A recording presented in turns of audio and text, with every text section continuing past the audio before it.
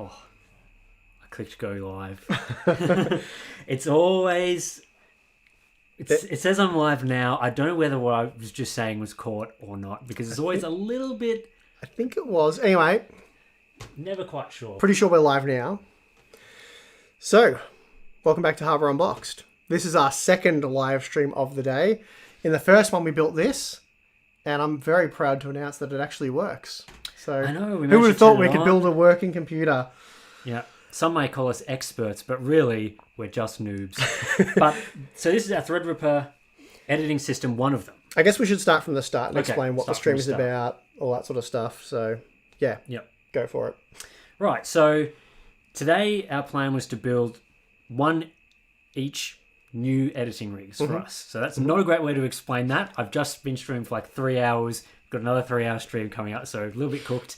But yeah, so we want to upgrade our streaming editing rigs with new Threadripper stuff. So we've already built one of them in part 1 of the stream. The VOD, if you want to call it that, is up right now. If you want to go back and maybe don't do it during the live stream, but go back once it's 3 over hours, and you'll watch the first part, which is kind of in a time zone meant mostly for people in the US, being sort of the nighttime.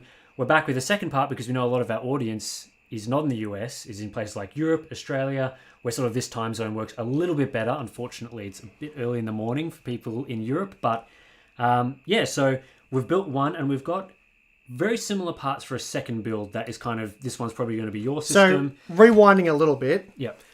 The plan was to do, because obviously this is Zen 2 based Threadripper. It's been out for a while now. What was it? Late 2019. Yep. We reviewed these. So we decided that we wanted to upgrade our editing PCs, as Tim said, to the 3970X or something like that. So we organised all of this a little over a year ago, and the stream was meant to take place roughly a year ago. Obviously, 2020 happened the way it did, so Tim and I couldn't get together and do this. We've planned this about 3 or 4 times. We were meant to do it about a month ago, and then we had a 5-day lockdown here. So that was that. Then I went on my holiday. So we finally got it in. We've done it. They're later than we would have liked. I made sort of a makeshift 3960X Threadripper editing system, which I've been loving. Tim hasn't had one. So yeah, we finally got around to doing it, and we built one of them, which is possibly going to be mine. And we're about to build another one, which will be Tim's if this one's, mine or whatever, however we work it out. They're very similar anyway. Different cases, different motherboards, different memory. But other than that, same power supply. Same graphics card. Yeah. So yeah, considering we've done the first one, took us about 3 hours. It's probably going to take us about the same sort of time to do this one. But the whole idea is just it's going to be super casual. We're just going to, one person's going to be over here building, so we'll probably alternate this a little bit. And then another person is probably going to be in this side where we've got our stream set up over here. Yep. We'll be answering your questions as they come in. And yeah, so they're very simple builds. We're not putting all the storage in yet because I've got to take mine home and do a sort of a transition there. We could probably whack these systems together about half an hour, but the idea of, I guess because it's been so heavily delayed at this point, there wasn't too much point doing a dedicated Threadripper only build, though that's what it is, but we're also doing a chat with you guys. So it's sort of a very chill build where we just take our time, as Tim said, do a bit of building, bit of chatting, and just so on and so forth. And it worked really well for the first one. So hopefully we can replicate that despite being a lot tighter. I think it'll be good. I think it'll be fun as well. So we've just had dinner, so we're ready to sit down, build some computers, and or build a computer, and chat with you guys, answer questions, do all that sort of stuff. So yeah, it should be fun. So yeah, a couple of people asking, what on earth is the sound going on at the moment? There's a very slight sound of Australian crickets outside. Oh, okay, is the mic picking that up? So it probably is, because the mic's pretty sensitive. So if what you're hearing is sort of a low buzzing sound, we do get crickets here in Australia. So take your headset off, just use some speakers. Yep, don't listen too closely. So I see Jared's text back in the chat for round 2, so he joined us for round 1. And yes, it is about 7:30 p.m. here in Australia, so sort of a night session for us, which is good. Hopefully the crickets or cicadas or whatever they are aren't too bad. Yep. But yeah, I can get Tim to go around and stomp on them. That'll keep them quiet for about 5 minutes before they start up again. All right, well, do you want me to move this? Yep. I don't know how heavy this is, but without any components in it, it was already very heavy. and yeah, now it's extremely heavy. But anyway, I'll pick it up and I'll move it off to the side without dropping it. Yep. Oh, looks successful. Very successful. Safe landing. Do you want me to bring this over? Well, should we start with just doing the components on the board itself? I suppose, yep. So for the first build, we used a Strix motherboard. For the second build, we have got the Asus Prime TRX 40 Pro S, and have a. Here it is. So fun stuff. Obviously TRX 40 because we're using Threadripper processors. Processor. So this is your Asus Prime stuff. As you mentioned in the first stream, each of the companies that you see here has provided us these components to use for this build, but it's not a sponsored stream or anything. So it's not like Asus are paying us money to advertise their products or anything like that. We just reached out to them to get stuff like this board, the power supply, graphics card. Yeah. AMD provided us the Threadripper CPU. By helping out the product placement, I guess. Yeah, so that's just letting you know what's going on, just so you don't not sitting there thinking we're spending 3 hours advertising Asus products, because you can just go buy whatever TRX 40 motherboard you want. But yeah, they've just provided us that for this. And we appreciate the company sending this stuff over, and no one's hassled us. Like, They sent this to us a year ago. It's been sitting around doing nothing, and no one's hassled us. They've sort of, I guess, understood the situation. So, but that's been nice, not to feel pressured to... Yeah, they've been really understanding, I think, of the whole COVID situation. And someone asked here, how do you usually record audio without the crickets? Well, the answer to that is we only get crickets at night. So normally we record during the day in sort of business hours. Yep, so this is an unusual time for us to be filming. Yep. I don't think we need anything else from in here at the moment. I'll put it away for now. Do you want to tell them about your little screwdriver hiccup? Yeah, so we have, obviously with these CPUs, when you're putting them into the socket here, you do need to use a certain Torx screw with a certain amount of, I don't know what you'd call it, torque. It's like a Torx screw, isn't it?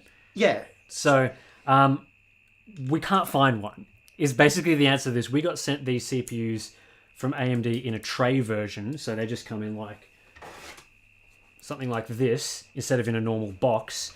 And normally when you buy a Threadripper CPU, you get the little screwdriver with it, but with the tray version, you don't get anything. We can't find one. So when we insert this again, we're just going to have to guess on the mounting pressure, which, to be fair, we nailed last time and it did work. So fingers crossed it will work a second time. It's quite funny, though, because we had everything organised, and then that was the first thing that tripped us up. We spent about 5 minutes looking for it. So I'm just going to kneel down here. And so I think I saw a question as well, why are we doing basically the same thing again for a second stream? And the answer is because we need to build 2 of these. So the answer... And also, it gives people in different time zones gives people in 2 different time zones the ability to come and, chat with us. This is more around our normal video releasing time. But also, yes, we did need to build 2 systems. So it's kind of either, do we do one giant 6-hour live stream, which would probably not enjoy as much as sort of splitting it up like this, getting to talk to... other parts of our audience. Yeah, and it's not exactly the same. It's pretty similar, but yeah, hopefully there'll be different questions and things, and we'll see. But yeah, it won't be all the same people watching it anyway, so you get a chance to chat with us live. Have we done that? Do you want to do the top down? Yes, let's get on the top down camera. So, there we go. Threadripper motherboard. So I've undone these. So you undo that one first, then that one, then that one. Pops up. You've got these 2 little blue tabs here, which you just pull back. And that pops up. And now you want to take out this little plastic sort of... it's a protective cover. It's kind of like a fake processor almost. Same sort of shape. Then you pick up the processor real delicate like and slide it back into this caddy. And then it just sort of clips in like that. And that's ready to go in. And now we just have to expose all of the pins. So you pop this up and you want to be very careful. Basically grab that and just pull up. Because you do not want to mash it in there. Because obviously you bend any of that, you're in a world of pain. And as I said in the original, or the first stream, I'm always nervous with this part. Thinking the CPU might fall through and hit the socket. And if it does that, these CPUs are quite heavy. And it'll mash everything. So you just push those blue tabs back down. It clips in. Just make sure it's in properly, which it appears to be. Put that back down, and then you reverse the order. And you're supposed to do them up fully and normally you have the Torx driver, which will click Yeah. when you've applied enough pressure. So I'm guessing, I've done enough of these that I sort of know how tight it has to be, but it is guesswork as well. So the funny thing to me is that you've just gone and described exactly how to do this, despite in the first part saying this is not a build guide, because this is not. Well, do not do this, please. If you're building a Threadripper system, use the included. Yeah, these are all the correct steps, but we're not meaning this to be a build guide top to bottom. Like, we're going to skip a lot of steps. We're not explaining everything. But I guess a lot of people don't install Threadripper CPUs, and they're quite interesting because they're very different. So if you... Yeah, it is. When I was building my first system, which I've actually got over here. So I think... So this is my... I've gone through a couple of upgrades, so I'll just switch to the... Let's go with this version. So this is my Threadripper.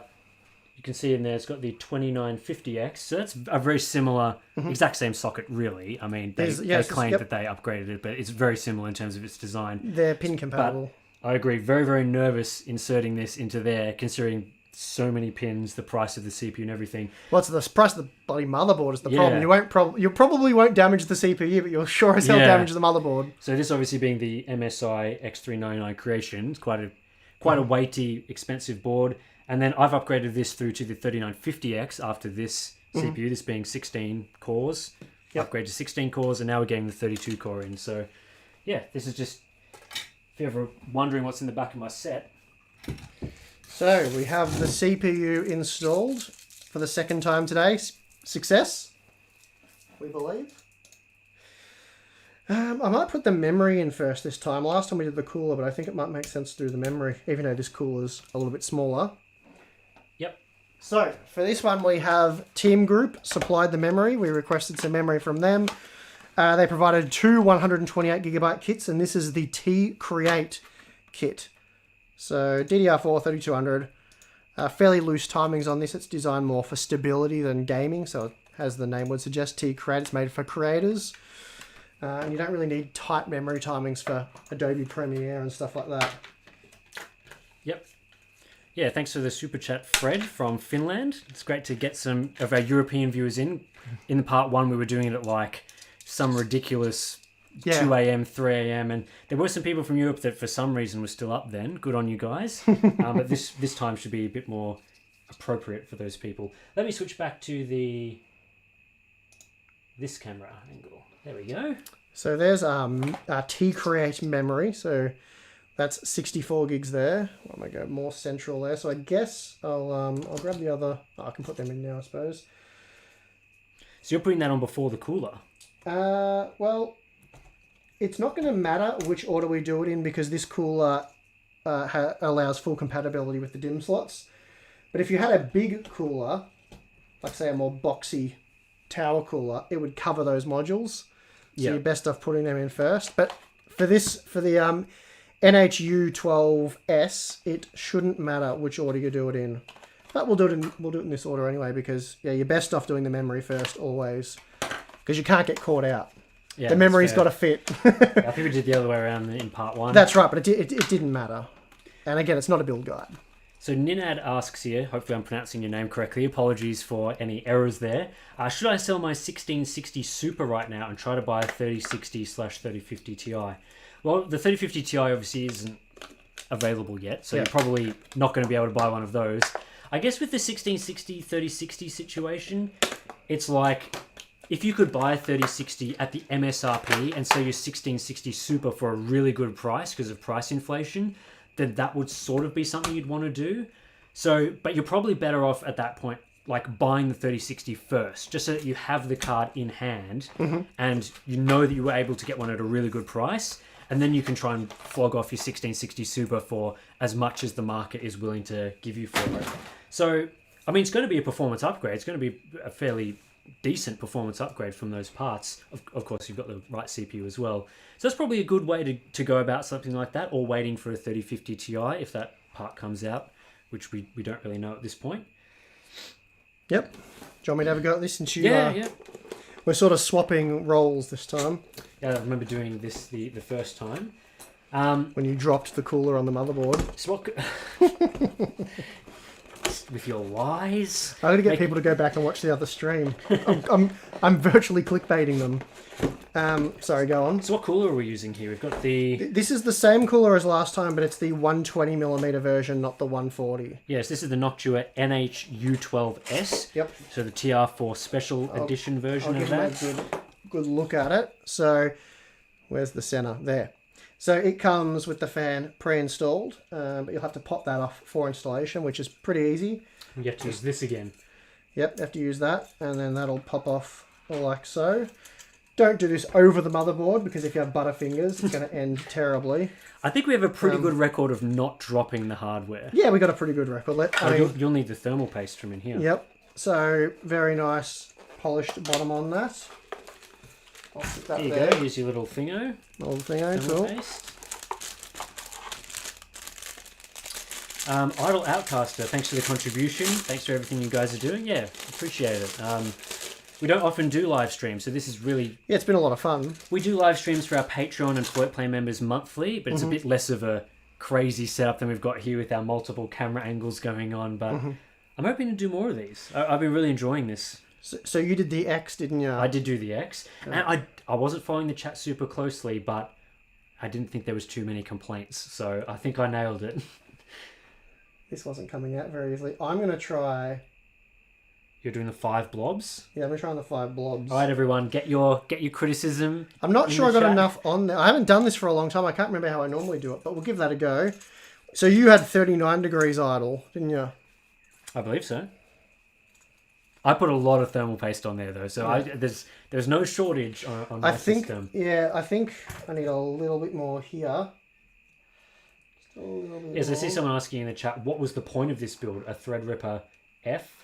Threadripper F. What does that mean? Not sure. But yeah, the point of this is that the editing systems that we're using currently are not as good as using the 3970X. So when we're making videos and we need to either render them or do stuff like, for example, The warp stabilization. warp stabilization. So when you see a lot of our B-roll in our footage, so that will be like the product shots, not the shots of us. To get them really nice and stable and clean for you guys, we use the warp stabilizer feature in Premiere for every single clip. And when you are using simultaneous effects, so you want to do it on, say, 20 or 30 clips at once, you need a lot of cores, and not just a lot of cores, a lot of memory. That sort of effect on 4K footage could easily blow out beyond 64 gigabytes of memory just to run it on like 20 clips. Oh yeah, definitely. 20 clips would definitely. So having 128 gig of memory with the bandwidth to the 32 core CPU significantly speeds up that for our video editing. So this is a genuine workstation for us, which is probably why you're not going to see a ton of like RGB color coordination going on. Which is also why we didn't go for water cooling as well. So yeah, it being a production system for us, it's really key that we get reliable components and not matter as much the aesthetics of the build. I mean, I think it's a pretty good looking board, but with the brown Noctua fan on it, it's probably not going to be color coordinated. Another question here from Thomas. Would you say Pcie 4.0 is worth it? The i7 10700K is cheaper than the Ryzen 5 5600X here in the UK, so not sure which to go for gaming. It's not worth it for gaming. So if you're buying like a new 30 series GPU or buying a new AMD Radeon 6000 series product, the performance difference between PCI 3.0 and 4.0 is negligible. It's not really going to change your life too much there. So from that perspective, if you're just buying it for gaming, 10700K is going to be fine. But where you might see the benefits are things like using it as a workstation. So for this sort of build, PCI 4.0 is handy because if we're running a lot of storage and we need to use that storage really heavily, then having PCI 4.0 is an advantage. But for your general gaming systems, let's be honest, it's not really worth considering. Yeah, that's right. For now. So yeah, if the 10700K is cheaper and you're willing to buy a new motherboard and everything with each of those system upgrades, then yeah, it makes a lot of sense just to go for the cheaper option and not really consider it. I don't think it'll be too much of a factor in the next couple of years either. No, I think you're right. Eventually it's going to become a thing where GPUs you'll start to see the performance loss, but places like Tech Power Up have benchmarked PCI 3.0 times 8 times 16 many times, and it's taken a long time for that bandwidth to be required. So yeah, exactly. He's got the cooler on. That's looking nice. Jeffrey says, keep up the good work from Singapore. Thanks for that. So it's good to Jeffrey. get Much appreciated. A wide audience here. Definitely. Felix is asking, worth to buy the bundle pack Gigabyte 3060 with a monitor? Depends on the bundle and the monitor, doesn't it? And the sort of value you're getting there. See what Tim said about the monitor. You'll have to send through the monitor that you're looking at, but if it's a good quality monitor, then you might be getting that for retail price and the 3060 for retail price, which would be a pretty good deal. But those bundles are something we've heard from multiple retailers that is how they are receiving these GPUs. Yes, yeah. So, for example, I'll just move back to this camera.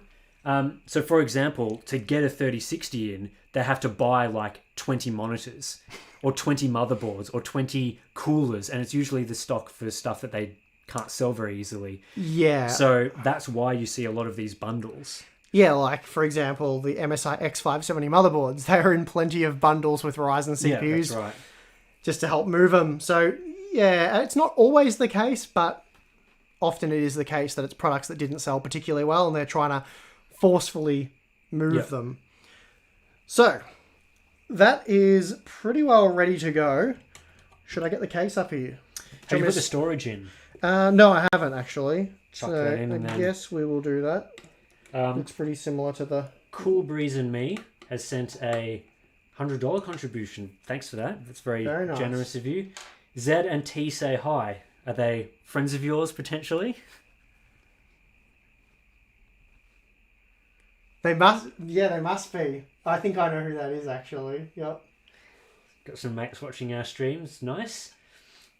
Time to Fly from New Zealand asks, evening PC build. Nice excuse not to watch the latest episode of Married at First Sight with your gals. Man, that would be torturous. Do you even get free-to-air television at your place? Have you got an antenna on your house? We built a house about 11 years ago, and we have the antenna like up in the roof, but we never ran it out and never put an aerial on it. So, yeah, the antenna wire's there, but no antenna. So you can't even watch Married at First Sight. Unfortunately, yeah, that's the reality of our house that we can't. Oh no, you're not going to be able to watch that show. Damn. Devastating. And if I climb to the roof and install a... I know you'll be scrambling when you get home to make sure you're recording it. Mortam asks, I'm on an ASRock... That's stuck in my finger. I'm on an ASRock X470 Taichi, Ryzen 2600X and RX 5700. Worth upgrade to 5600X for 1440p gaming on my motherboard. Probably not, especially if you're gaming at ultra settings. I think the thing with your system is that because you're already using an AMD GPU, you're less likely to run into some of the NVIDIA driver overhead stuff that we've talked about previously. So you're already set there. You're already fine. And the 2600X, we've talked about this many times, is perfectly fine for 1440p high quality gaming with that sort of GPU. So yeah, it's only if you want to push frame rates as high as possible. Yeah, so if you're talking 1440p medium quality gaming and the games you're talking about are more like Fortnite, Overwatch, those sort of titles, then you will see a performance upgrade. But for you, unless you're really wanting to future-proof, I'd probably be looking more at a GPU upgrade before the CPU for that system. But the 5700 is still perfectly fine as well. So I think in this current climate, you really are set considering pricing is poor. Yeah, that's a perfectly good gaming system in my opinion. I wouldn't be rushing to upgrade anything. I was looking for the box. Never mind. Oh man, right there. You can tell I'm a bit sleep deprived at the moment. Were the standoffs for the M.2s in here? Yes, they were hidden under one of those things. The box is slightly different on the other design. That might be the RGB cable we're after. It definitely is. That is. So in part one of the build, I'll just show this right here. Where we're using some RGB fans that had a 3-pin connector, and the motherboard. I really didn't think that would be in there. But the motherboard comes with it, so we should be able to now hook up the RGB fans for the second build. RGB lighting, yes. I'm trying not to talk too much early on the stream because I kind of lost my voice towards the end of the other stream, and it's a bit dry, so that's why I'm not talking as much as I probably pump your water in. Yeah, I will. Yeah, I'll have to try and talk quietly as well. I have a tendency to yell a bit, so I'll try and keep that under control. Konza asks, how will you decide who gets which system. I just get the best one. That's A how that Cinebench works. drag and wager on which one's faster, maybe. Keep up the great work, gents. They should be pretty much identical in terms of performance. This one has, as I said, more creator-focused memory. It's a bit more stable, less aggressive timings. So performance-wise, for what we're using it for, won't make too much difference, but I typically tend to game on mine a bit just due to limited space in my current setup. But I don't think either of us will be complaining. They're both great systems for what we need them for. So, and Prism Corp is back with another super chat donation with another monitor, Steve. So thank you for that. What a legend. It is great to be in person though for these sort of things. I think we're very lucky in Australia with the COVID situation that we can get in person and do this sort of thing. So I'd struggle to install this M.2 SSD as monitor, Steve. Well, maybe a company will be willing to sponsor some really fancy robot arms for monitor, Steve, and then you can be sitting there. I have enough trouble controlling my own arms. Okay, so that's installed. And we just got to peel off this. Do they fall out? No, they don't. Okay, that's all right. Did you use a screwdriver to like... No, it was pretty difficult, but yeah. Did you use your little nails? What nails? All right. And we'll pop that back on.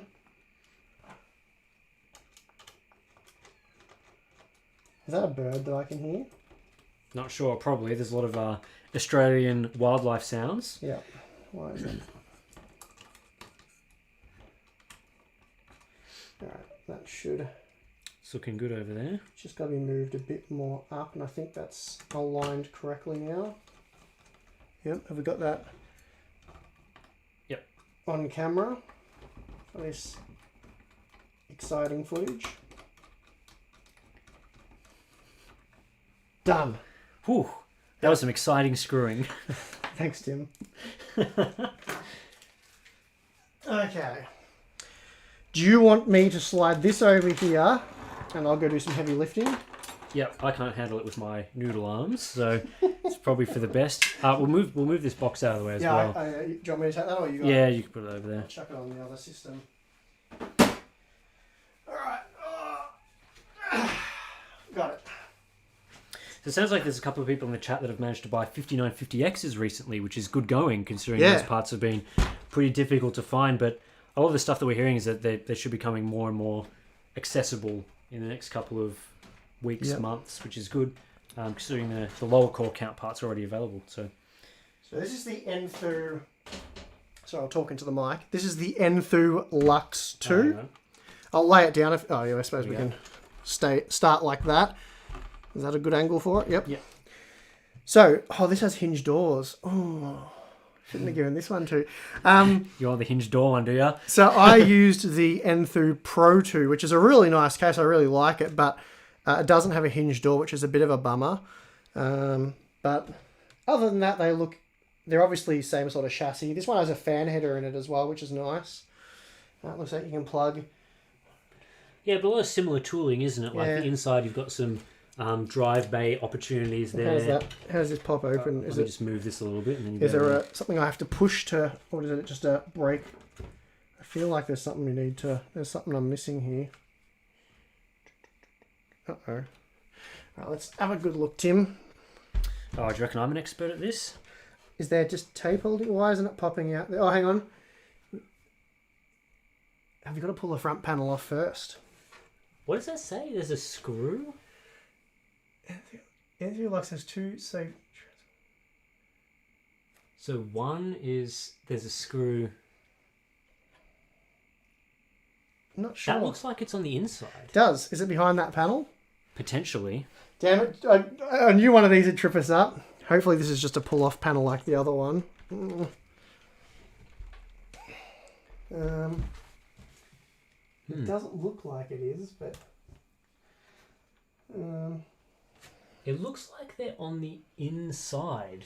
It's alright, we'll take our time with it, Tim. We're not in a hurry. Yep. I'll take the top off first and see what we learn. That's not a clip-on thing, is it? Well, anyway, we'll figure this out. It'll be what very live streams obvious. are all about. Yep.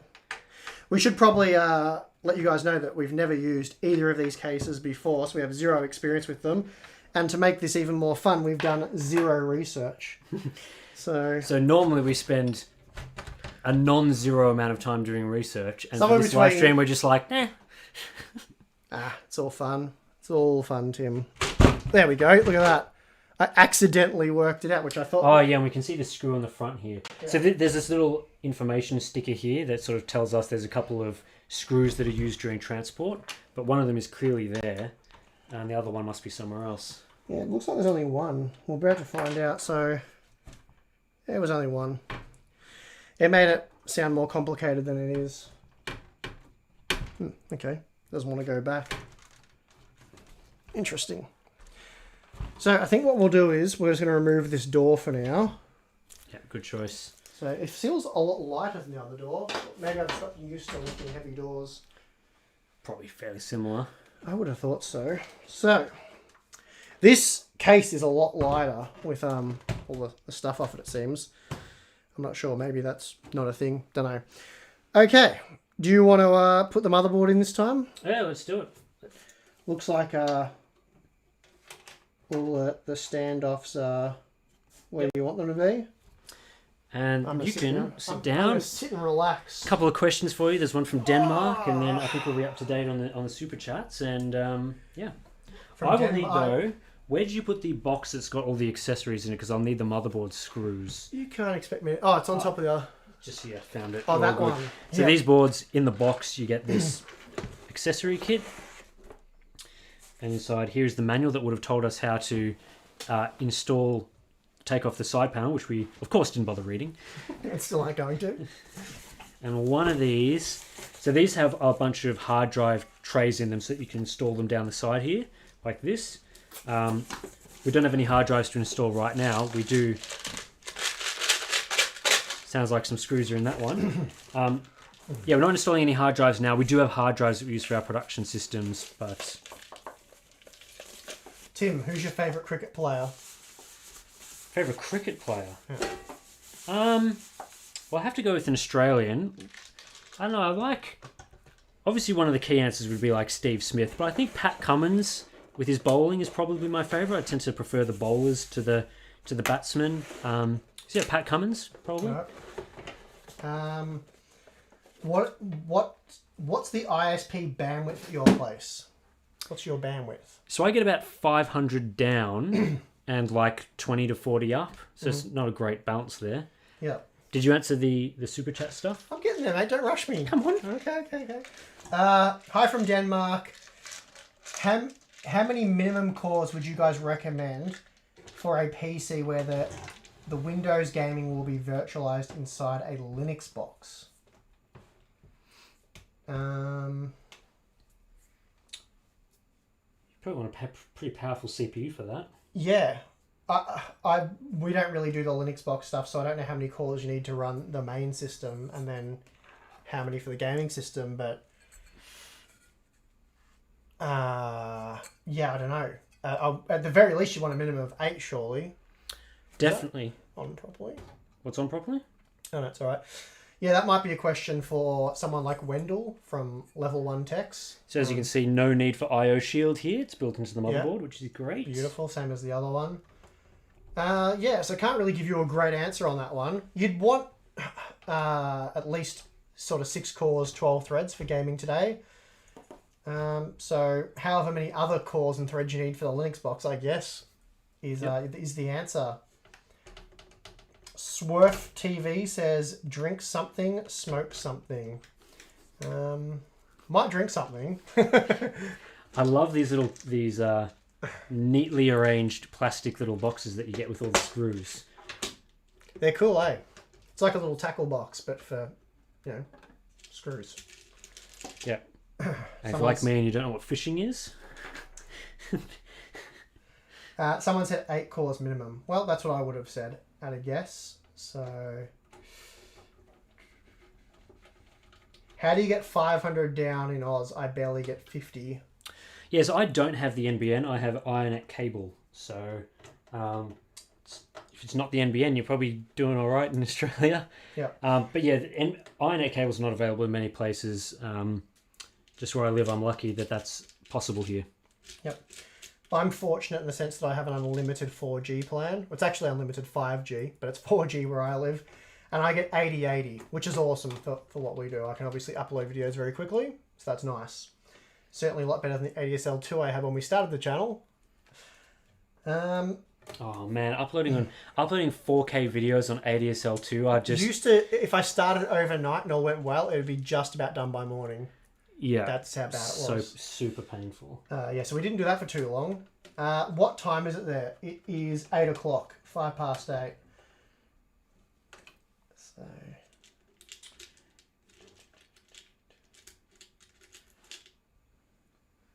what's it? I'm keeping up with these comments pretty well so far. As I said on the last live stream, if you have a question for us, just tag @HarbourUnboxed. It's a bit easier to see it. But also we may not get to it because last time there was a lot. So, yeah. Last time when you said, please tag @HarbourUnboxed, we got immediately spammed. Yes.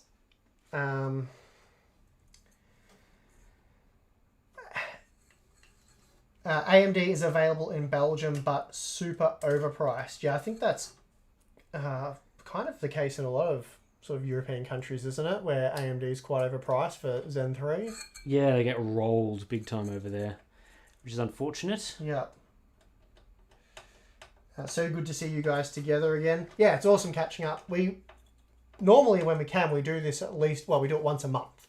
So we normally catch up for the Patreon/Floatplane live stream and then the Q&As. But the Q&As will have Monitor Steve for those because for those of you who don't know, I live 3 hours away from Tim. So it's a 5.5, 6 hour round trip. So we only like to do that once a month.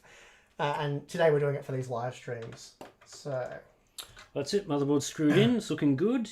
Very nice. Just make sure I don't spill these screws inside the case because that would be a big disaster. Blender Geek says, do you think NVIDIA would release RTX 3050?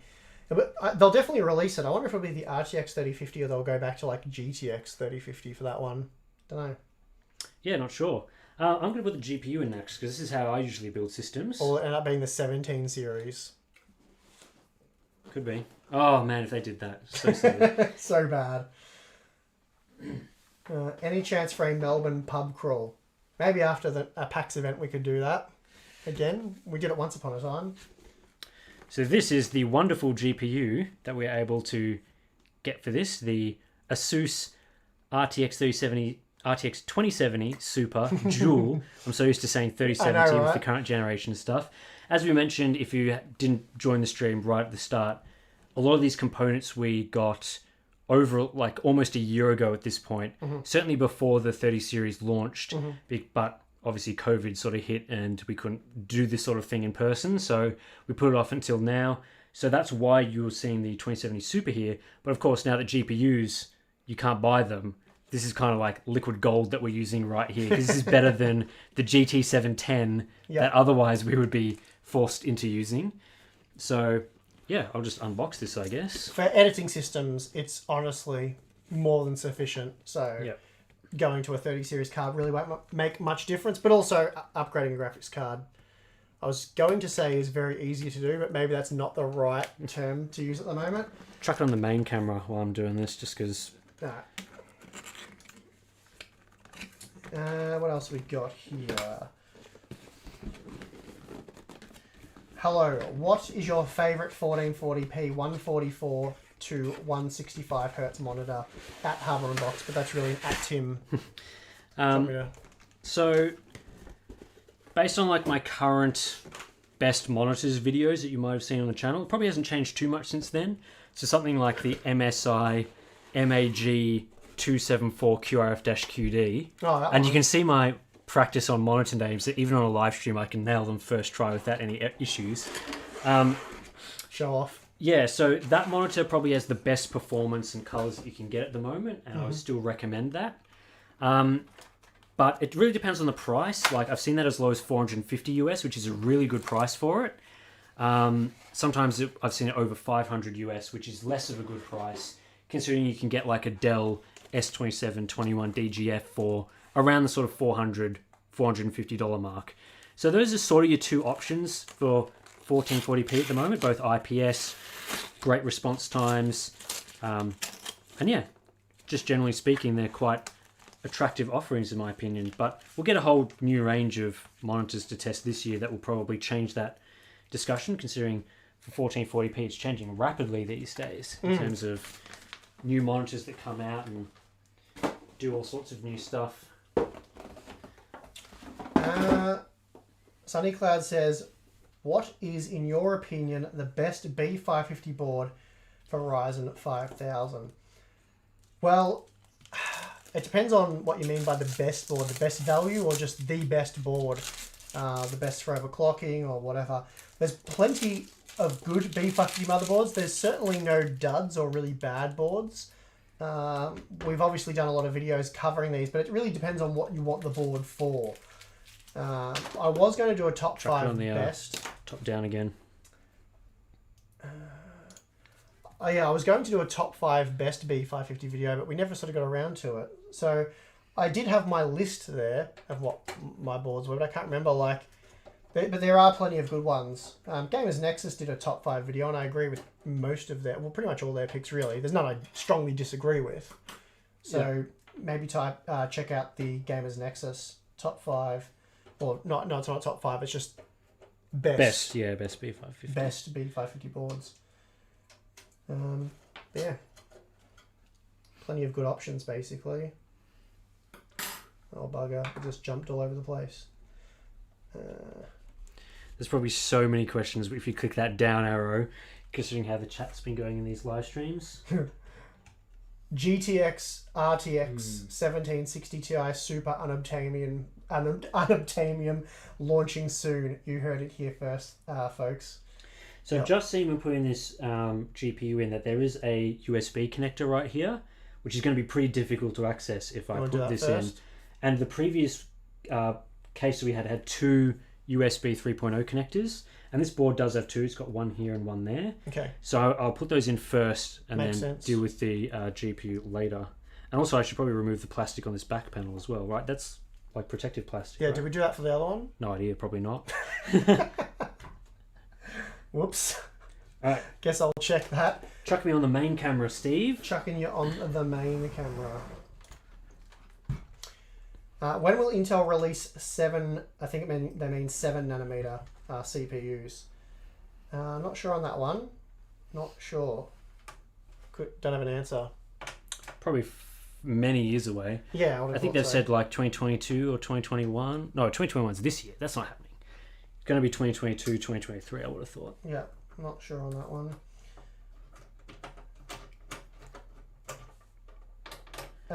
Have you checked out the new budget monitors from, is it Prism? Looks like it is. Have you heard of them? I've seen a few of their products, but I haven't really done extensive checking out of them. And of course, there's always question marks about whether you can get it in this country as well. So this one's got a... Was this the same on your other one, where this was hinged? That's right, and you can just pull that to the left, I think it is. Yeah. Sorry, you won't be able to see what I'm doing, but on the back... We can show it after. On the back, there's this sort of plate that covers part of the cable assembly, just for cable management purposes. I hate the way when I scroll once after not scrolling for a while, it jumps to the start. Where are we? What are we most excited for this year? Launches or otherwise, GPU being available again. For selfish reasons, I'm most excited about moving into my new studio, which should be happening in about 2 months' time. Yeah. So that's what I'm personally most excited about, but I'm always excited for new GPUs and CPUs because I love benchmarking that stuff. It's always fun. So what about you, Tim? I mean, for me, a lot of the exciting stuff has sort of happened. Like, for example, Ryzen 5000 mobile CPUs I thought would be fairly exciting and sort of maybe wasn't as exciting as I expected, but that's certainly one of the things I was looking out for. And then, yeah, just sort of general... I always like to keep up with CPUs and GPUs as well, so I'm interested to see what Intel does with, like, Alder Lake later in the year, if that does come out on schedule, to see how that performs, given they're sort of talking it up. So you never know. Mm-hmm. Right. So I need to put some more front panel connectors through. Tim, when are you going to review the new MPG, I think it's Artemis display? Is that an MSI thing? Yes, I think they've talked to me about sending one out, but with MSI it can be a bit of a crapshoot about when they actually do end up sending them and what they end up sending. So just put the front audio through. So yeah, I like to check out as many monitors as I can, but there are some monitor categories that do better than others, so we just need to make sure that it's something popular. But I believe that's like a high performance one, if I remember correctly. All right, USB 3.1 header, where is that on this board? It's probably at the top right. Yeah, it's right there, that's what I'm looking for. So this cable needs to be routed up there. Oh, a super chat from Big L. Sorry, I don't know how long that's been sitting there. $50. Thank you very much. That's crazy. Keep up the great work, guys. And here's something for your next trip to Nando's. Cheers. Well, much appreciated. Might have to do that sooner rather than later. I did enjoy my half chicken and chips tonight. It was very good. Well earned after that first successful PC build. Yep. Question here, not keeping the price factor in mind for 5800X. Do you think it's a beast for gaming in that category? 5900X is 50% more price. Yeah. Are we keeping the price in mind or not? But look, the Ryzen 7 5800X is a great gaming CPU. But like something like the 10700K is also good. So if you can get that cheaper, then maybe that's an option as well. But yeah, the Zen 3, the 8-core Zen 3 part's very good. I mean, we've reviewed it. It's very good. It's just a bit disappointing on the price, I guess. And availability, though. Availability for that part's been pretty good, I think. What else have we got here? Do some top-down action for me. Just while I plug some stuff in. Maybe the top-down top plus main. Nice. Then they can see your beautiful face. Yeah, well. No comment. Have you ever ripped apart a front USB connector from the motherboard while removing the wire? I can't say I have, but I usually grab it. So I think they're talking about the USB 3 connectors. Yeah. I usually grab it and just gently pry it left to right a tiny bit, and then it pops out. You don't bend any pins that way, and it just pops out. If you try to pull it directly up or left or right, then you'll probably damage it. So just it's sort of counterintuitive. Generally, when you pull something out, you want to do it fairly straight, but this you want to pop it to the side a bit and pull it out. God, I'm struggling for words right now. I didn't route the power switch connector through. That's disappointing. But I've done so I'm putting the front panel audio in just now. I do not like these USB-C connectors because there's no click to it. You just mash it, which is what you said in stream 1. Yeah, it's like, am I breaking this or is it going in? It's in, I think. Is it like a Type-C that it goes either way? Or is it only got one way? I think so, but don't ask me. Well, if it went in and, yeah. Cool. Right, I'm just going to have to route another cable through the back. That one there. Who is better, Steve? And why is it Steve? How long have you got for this answer? Depends what we're talking about. Tim's probably better at reviewing monitors, I reckon. Who is this PC for? I think this one's going to be Tim's. But should be extra careful then. Should be right. So this will be Tim's new editing system. So all these wonderful monitor reviews will be edited and encoded on this beast. Yep, so it's a bit of fun. All right, connectors are in. Now I can put the GPU in because we don't have to deal with any annoying USB connectors.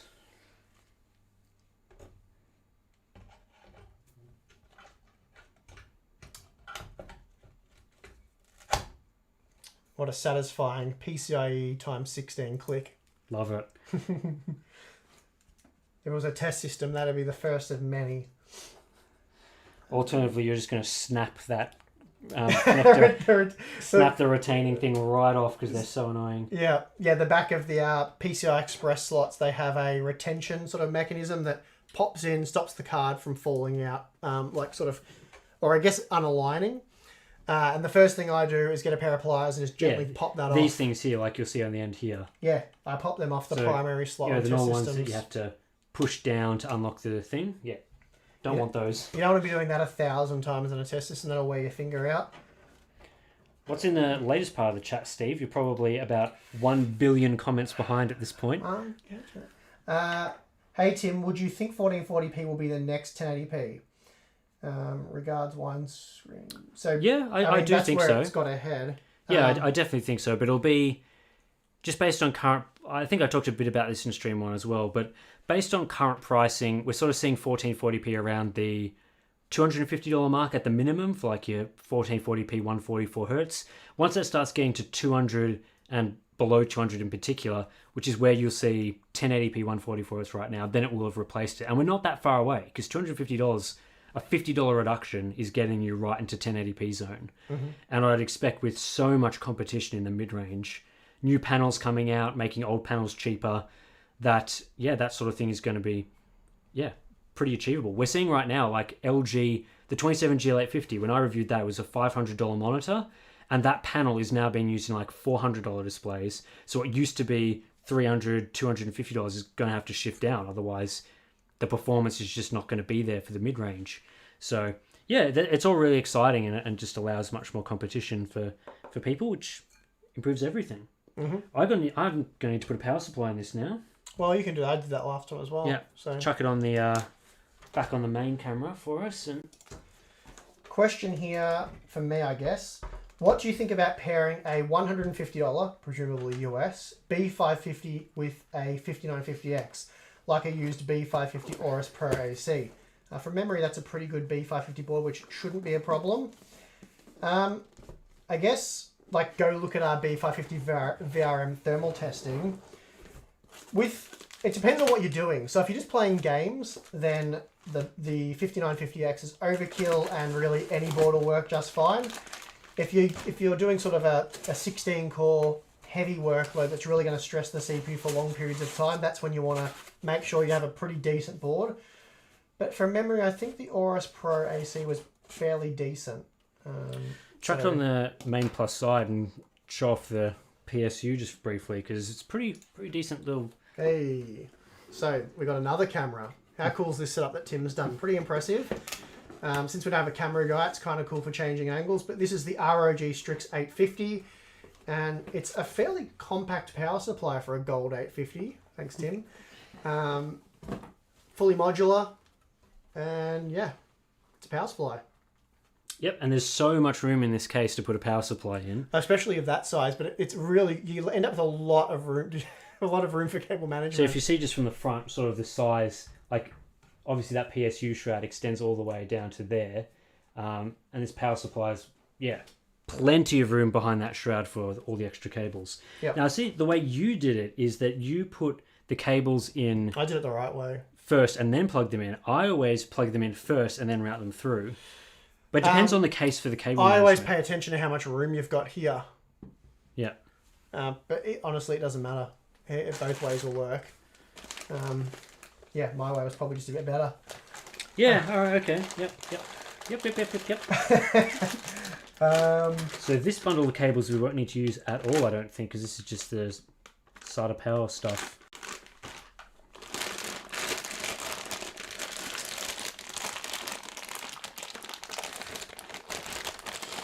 Edward says, much love from Melbourne. It's great seeing a live stream that isn't at a horrible time.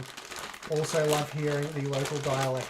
Well, thank you. It is it's good even for like fellow Aussies doing this later live stream, because obviously people were at work and whatnot when we did it a bit earlier, sitting in traffic, doing like fun stuff. Yep. I think. So how many PCIe, Two 8-pin connectors we got? Two, yeah. Yep. Probably the same. One on the top corner there, one on the other corner. Yep, that so I need to route two of them in. We've just got to find which ones they are. Which is better for gaming, 11700K or 5800X with an RTX 3080? Honestly, the truth is, in my opinion, having not tested the 11700K yet, but I hear Gamers Nexus just released their video earlier, so you could go watch that for more sort of a concrete opinion. But my opinion is it doesn't matter. Honestly, they're both very powerful 8-core CPUs, high IPC, great performance. It's really going to come down to price. They're also both at the end of their road into the platform, we believe. So is that right? Yeah, 12th gen will be a new socket. Right? Yeah. Yes, they're LGA 1700 rumoured socket. So they're both at the end of the road. I'm right in saying that. Yes, yep, that's Both right. at the end of the road. They both offer excellent performance. Well, to be fair, do we know that for AMD, that Zen, this current platform is end of the road? Given what happened with the 400 series and all of that, and the fact they haven't promised or even hinted at anything, I'm going to assume that it is. You're probably right. Well, we don't know otherwise, so it's just safer to go with that, right? Yeah. So I believe they're both. I'll say I believe they are both at the end of the road. So there'll be no further platform support for either part. And it's like this whole Intel AMD battle thing that we usually like to argue about. I just think it's irrelevant. I think they're both so powerful that they're both going to maximize the performance of the RTX 3080. They're just going to. They're both going to last. They're both going to go the same distance. So it really comes down to, which one you prefer. Like the 5800X is obviously going to be more efficient. So you've got to weigh up the cons and pros for each option and then price. But I don't think you can really go too wrong with either for gaming, in my opinion. What do you think, Tim? I think that's spot on. Oh, well, there you go. Should I answer that? There's a super chat here about mobile stuff. Yep, do that. So what do we got here? For 4800H, which is better? Maximum 2.9, or you put megahertz here, but I assume it's gigahertz. I think so. With maximum 75 degrees Celsius, or maximum 4.7 gigahertz, but 100 degrees Celsius. The idle temps are more like 10 degrees more if we allow it to get to 4.7 gigahertz. Doing this using processor power management. So I assume you might be using like Ryzen tuning utility or Ryzen controller to do that. Look, I mean, a Ryzen CPU in mobile can run at 100 degrees. I think the TJ Max on it is 105, maybe. So you're right up there. But 2.9 gigahertz at 75 degrees is also like too low. So you probably ideally would want something in the middle of those two options, as opposed to you're not blasting your laptop at 100 degrees Celsius, and probably the fans spinning up super loud and all that. So I'd probably consider something around, you can do your 4.3, 4.4 gigahertz and then get it around the 90 degrees is fairly comfortable for a laptop. 85, 90, somewhere so, around there.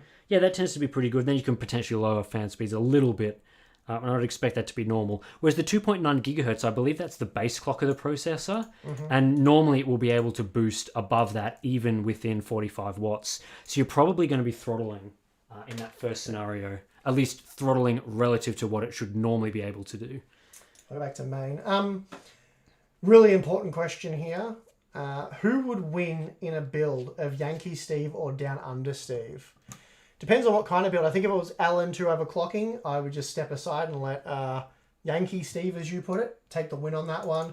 For general builds, I think would be pretty even. Not sure on that one.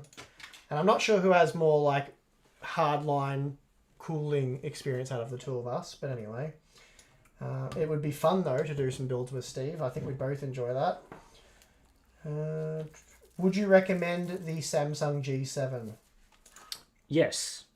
Especially since they updated with the firmware to remove a lot of the flickering issues that people are reporting. So I think it's worth recommending. There still are a few mixed reports from people. Some people still have flickering at this point, which is probably more cable related now.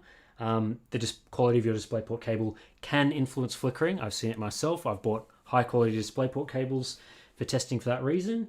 So yeah, I'd recommend it. I think it's still a good product. It's probably one of the better ones that's available at the moment.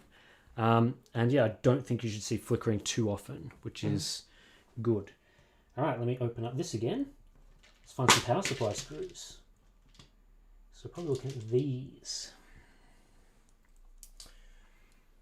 Could you include fan shroud removal on the GPU teardown part of your graphics card reviews? Really helps with purchasing for small form factor builds. So do you mean like showing the teardown of it? Or I'm not really sure, because we do fully tear down the graphics cards, take the cooler off and all that, and sometimes remove the fan shroud depending on how it is. Yeah, not 100% sure what you mean there. But Can you do a full setup for like $1,000 euro PC and screen? Probably not right now. Probably yeah, it's not. going to be difficult, that one. Oh man, the chat just jumped all the way again. You're never going to be able to keep up with the chat. Never. It's not as bad as it was earlier, actually, but it's actually a lot slower than it was on the last stream, at least so far anyway.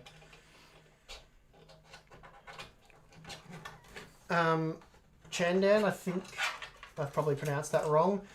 1440p monitor, which one should I buy? The M27Q for 400 euros. The LG G, is that an I or an L? That'll be the 27 GL850. GL850, yep. You can read that probably quicker than me. And yeah, the MSI MAG274 QRF. So I assume that's the non-QD model, which I haven't tested. I've tested the other two monitors. So based on the fact that I haven't tested the non-QD model and it's more expensive than the other two, again, I probably wouldn't recommend it at that price. If that is the QD model, then that's probably the best of those options. At those prices, the 27 GL850 is in a really bad spot there because the MSI model, if that is the QD model, it's better in quite a number of ways, and it's only 20 euros more. So you're getting quite a lot of value out of that. It's got faster response times, it's got better color performance, and it's got better contrast. So if it's between those two monitors, I'm definitely getting the MSI model. But the M27Q for 400 euros is also a really good option. It just offers something a bit different. I think it's more of a mid-range monitor. So it really depends what you want to spend. And I think maybe 400 euros is a bit too expensive for the M27Q, whereas the MSI price is pretty good. Again, it depends on your region, of course. So I'd probably go with the MSI model there. But then, yeah, if you've got 70 euros to put on a different part of your build, like, you know, upgrading a CPU or GPU up a tier, if you are doing other upgrades at the same time, then yeah, the M27Q is also a really good choice. The competition in that space is extreme right now. Jeremy Walker says, and this is sort of a question for both of us, I guess, because it sort of lends to your expertise. Oh, this one's got a little controller here. Fan header. Yeah, that's what I said when we first opened it up. Nice. Hardware versus software scheduler. Went 11th gen Ultrabook, so eGPU setup with a GTX 1070 in my eGPU enclosure. Thinking of upgrading to AMD, since better scheduler. 240Hz 1080p low settings. So that's where you will see that driver overhead come into play when you're sort of going low quality settings for 1080p max FPS. There's the potential there to get 20-30% better FPS with a Radeon GPU. But that's probably an interesting test for someone like you or Jared to do, really. With an eGPU. Yeah. I mean, the eGPU, you're running into other bottlenecks as well, like the latency penalty that you get from having to transport the display signals or the GPU signals over Thunderbolt, which isn't as bad when you plug a display directly into the eGPU itself. But I'd probably be more concerned about that than I would be concerned about the NVIDIA latency issue. But it would still be a consideration to think about. Yep, another question here. Will my 3700X bottleneck my 3090 to get 1440p for AAA titles? I play esports titles at 1080p. Do I upgrade to a 5600X or a 5800X? I have two monitors, 1440p, 1080p, both 144Hz. If you've already got all the hardware, you're probably going to be able to answer that question best by just having a look at it, seeing what performance is like. If you're getting full usage out of the 3090, I think a 3700X still a very good CPU. I don't know if sort of the driver overhead thing becomes an issue with that CPU. I suspect it wouldn't, but I haven't tested it either. Look, the 5600X or the 5800X, they do offer quite a substantial performance uplift when going for those maximum FPS and esports titles. Whether it's worth it though, not sure. Again, you'll have to do a bit of digging into utilization and stuff and see what that does. Go to the top plus side or something like that. Yep. There we go. Nice. So I don't have a great answer for you on that one, but I think what you've got's pretty good already. I'd probably be waiting for like Zen 4 and then either get a second-hand Zen 3 CPU or upgrade everything. And someone just asked, do I think the 3700X will experience the driver overhead issue with a 30 series GPU? I don't think so. I think you would have enough CPU resources to spare on that driver overhead there. So I don't think so. It really only applies to people with lower end CPUs. We've obviously seen it with like first and second gen 6-core parts. So those and any sort of slower CPUs or CPUs with less resources like quad-core Core i7s like your Haswell, Ivy Bridge, Sandy Bridge, Skylake, all that sort of stuff.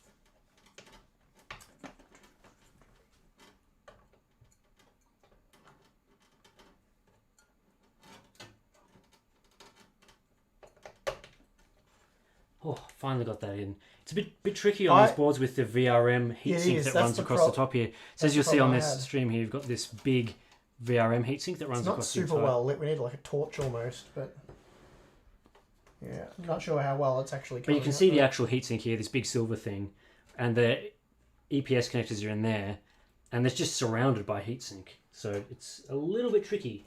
Yep. Paul from Not an Apple Fan. Thanks for watching, mate. He's jumped in. Have some beers on me, guys. Loving the stream. Keep them coming. Well, thank you. We will. Good to see you in chat, though. Did I miss? I think I missed a few here. Kenny says, hello from Norway. Could you say what the build is for us late viewers?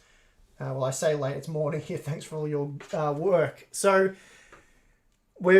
this is the second one we're building. We've already built one, which was on the first stream. It is a Threadripper system for editing. So this is probably going to be Tim's. It has a 3970X, which is a 32-core, 64-thread processor.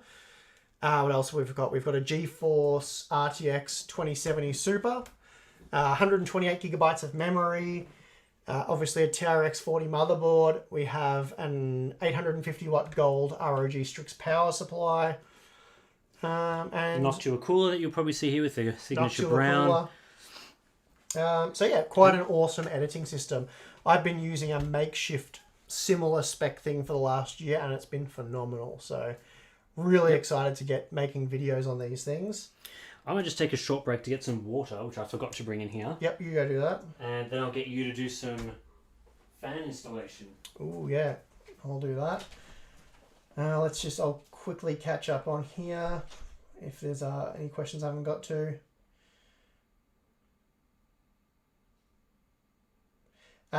When you test the thermals on 3090s, do you use the temps for the memory on the back side of the GPU? Yes, the backside memory is the hotter memory.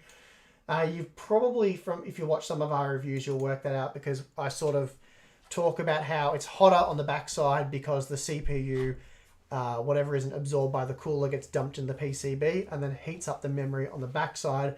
And also because you've got memory basically on the opposite side of the PCB, on the front side to the back side, they're both cramming heat in the PCB and heating each other up. But obviously the memory on the front side usually has a much larger cooler to extract that heat, so it's not as bad. So yes, the memory on the back side definitely gets a lot hotter than the memory on the front side, and that's the temperatures I'm reporting. But I am only reporting the surface temperature of the memory chips. Internal temperatures are often 10-15 degrees higher. Ideally, you should remove this plastic thing on the back plate before putting the GPU in. I would have definitely done that. But I forgot, so I'm doing it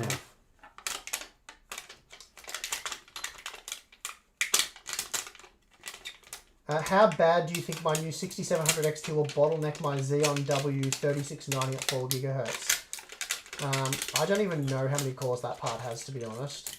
It could be anywhere from 4 to 16 for all I know. If it's got more than 4 cores and 8 threads, I don't think it'll be too much of a problem. Should be okay. All right. I'm good to go. You mean I have to get up and do something now? Yeah, come on. Fine. Fine. I'll still shoot some questions over for you. Alright, I gotta get the fans actually. Oh, got my delicious Australian premium water from the tap. Lovely. Okay, I'm going to stick those in there so I don't go losing them. Okay. Do you want it to be a bit brighter in there? I can actually turn up that light. Will it throw everything else off? Yeah, well, we'll see. Okay. I'm struggling with my voice a bit here, guys, but it's all right. We'll keep going. You can do my important job of getting the fans out of the boxes. That kept me busy for ages last time. Yep. Yeah, that's a bit better, I think. A little bit brighter. A little bit. We need a light directly over it next time, I think. Yeah, we'll have to optimize that a little bit if we ever do this again. Yep. Come, mate. Get to it. Oh, yeah. Get cracking. So, Brocky's Thoughts has asked, if one was to come out, if I was to get a 4K 240Hz monitor and put it down to 2K for games, will I get higher FPS with the 3090? Want 4K for video editing?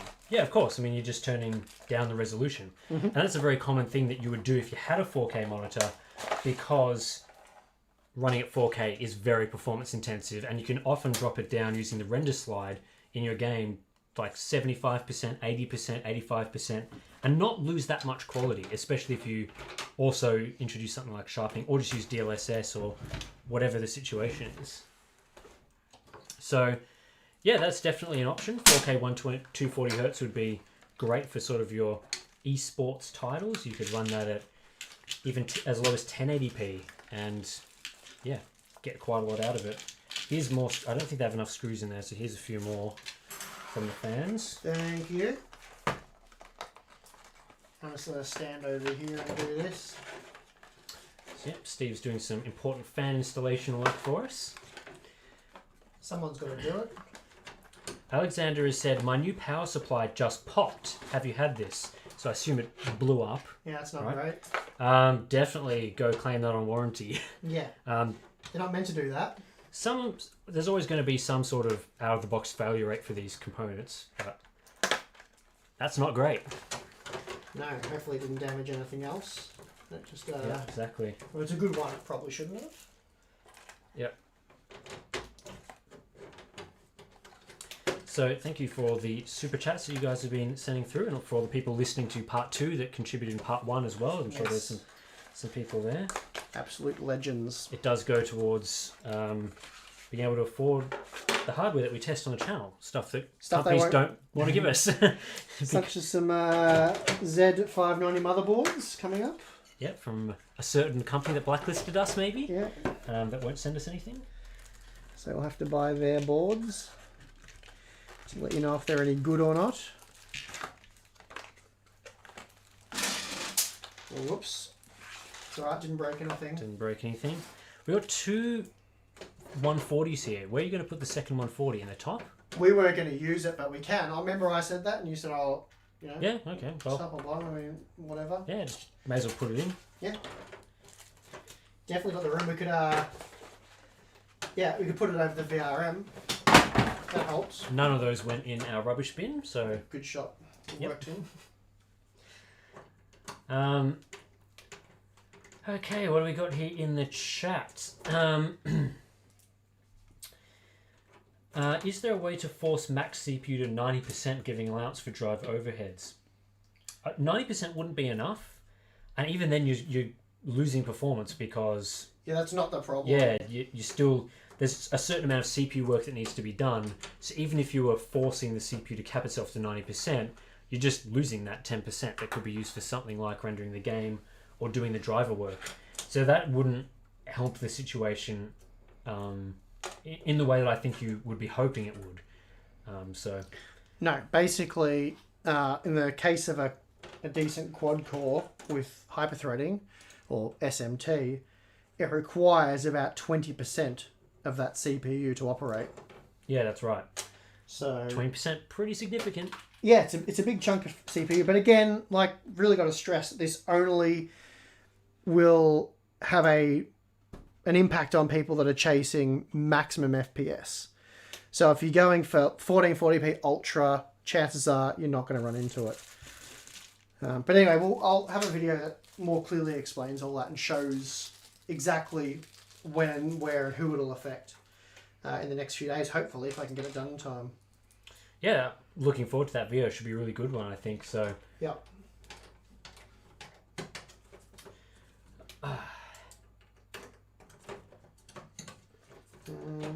But why is the case so insanely big?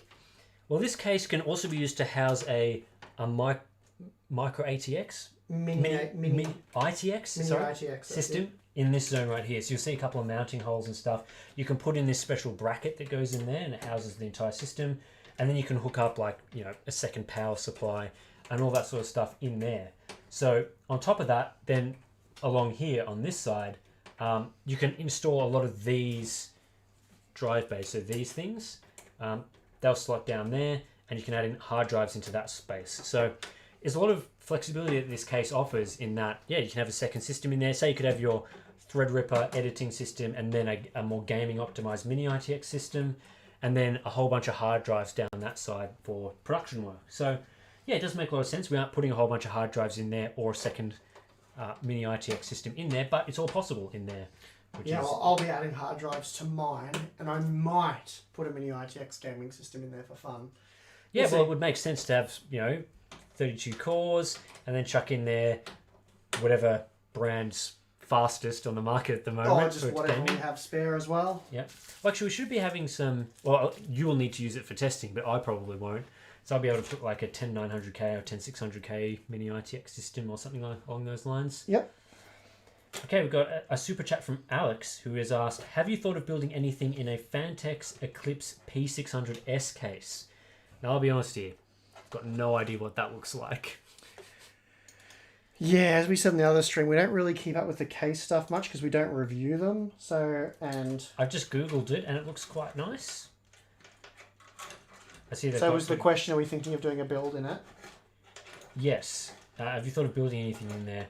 I mean, there's so many cases you can choose from when it comes to building. Yeah. We could build a new computer every other day, just about.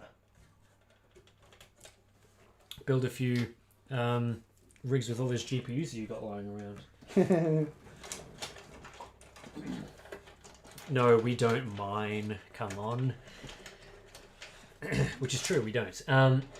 RV has asked, is it worth to put little heat sinks on the backplate of 3090? I have the Gigabyte Extreme and it's getting sometimes 90 degrees on the memory junction. Is that going to be effective? Putting little heat sinks on the backplate? I mean, if you've got room, like if you're using an AIO, maybe. Depends on how well the backplate is connected to the PCB or the memory and stuff. I think on the Gigabyte card it's pretty good. I guess you might be better off, let's say you have an AIO here, potentially just increasing airflow over the backplate. That would help as well. That would help. So maybe, using a top fan as an intake or something like that, just depending on your setup. Alright, I'm just going to try and pull all this through.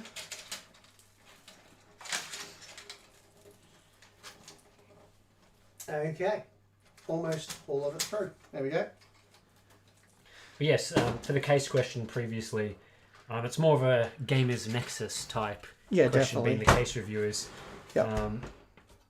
Definitely. Connectron says, you guys should mine though, would take some pressure off the Patreon and add another source of income. The thing with mining though is that even if we set up like a whole bunch of GPUs to do mining, which would take a lot of time away from us actually making content. Where the hell am I going to put it? I don't even have room.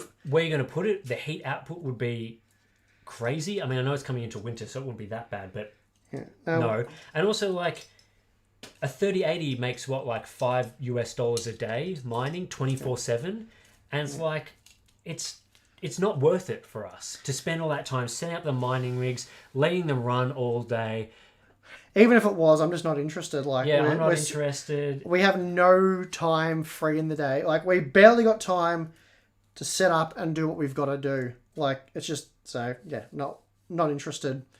And, we don't do this for money. We make enough money as it is off the channel and everything anyway. So, again, the Patreon isn't to support or fund us. It's to help out with the channel and buying parts and it helps allowing us to stick it to manufacturers basically and go, exactly right. Stuff you, we'll just go buy it then.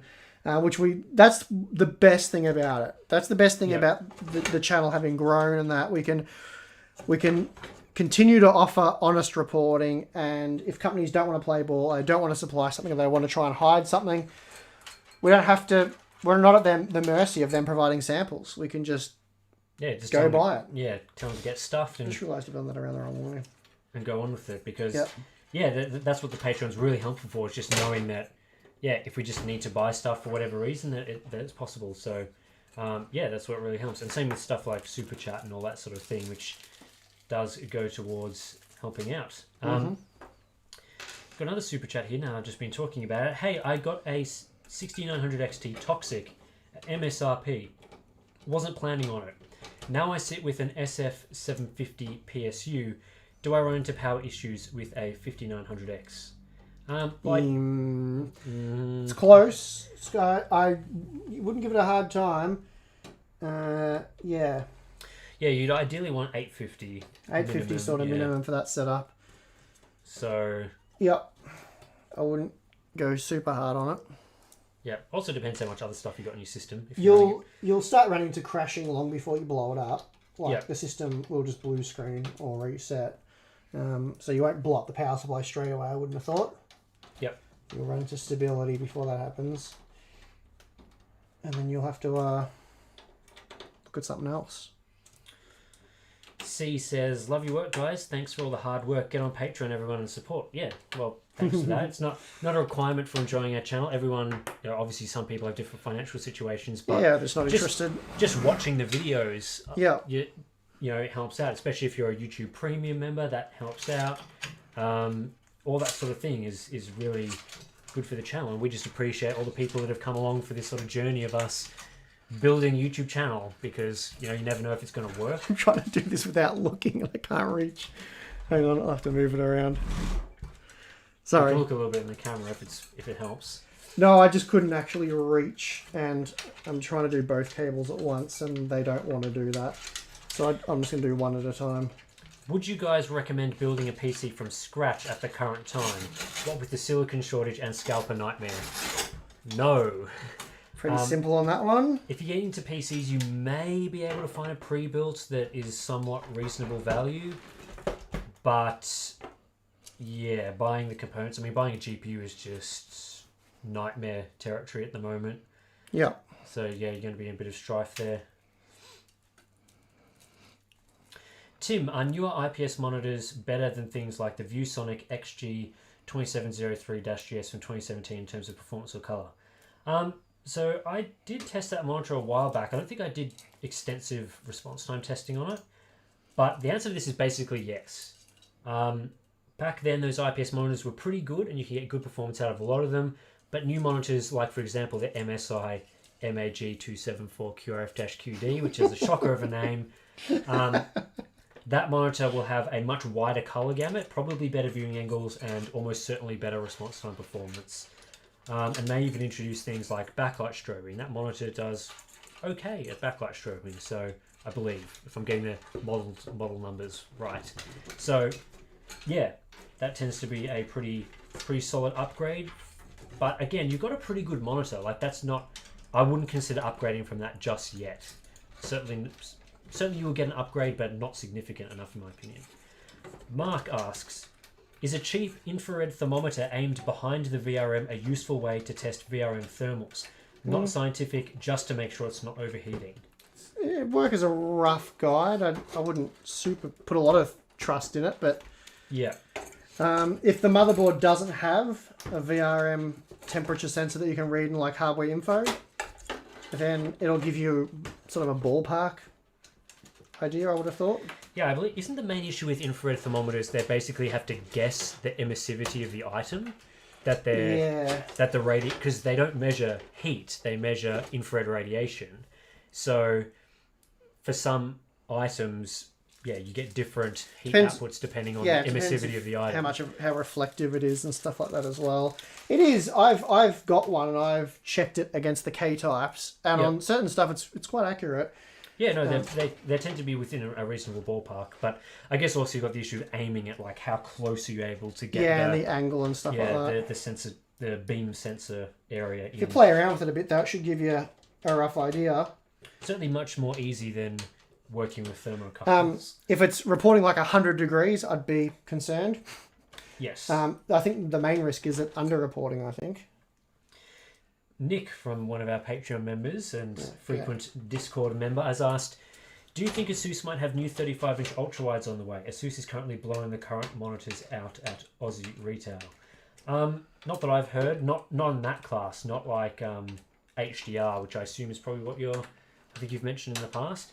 I assume they probably have some more just general ultrawides on the way, but yeah, for your HDR stuff, haven't heard a lot there. I think the focus for HDR is more the 4K, 144 hertz type situation. Minimum specs for a PC for physics simulations. Sincerely, a broke college student.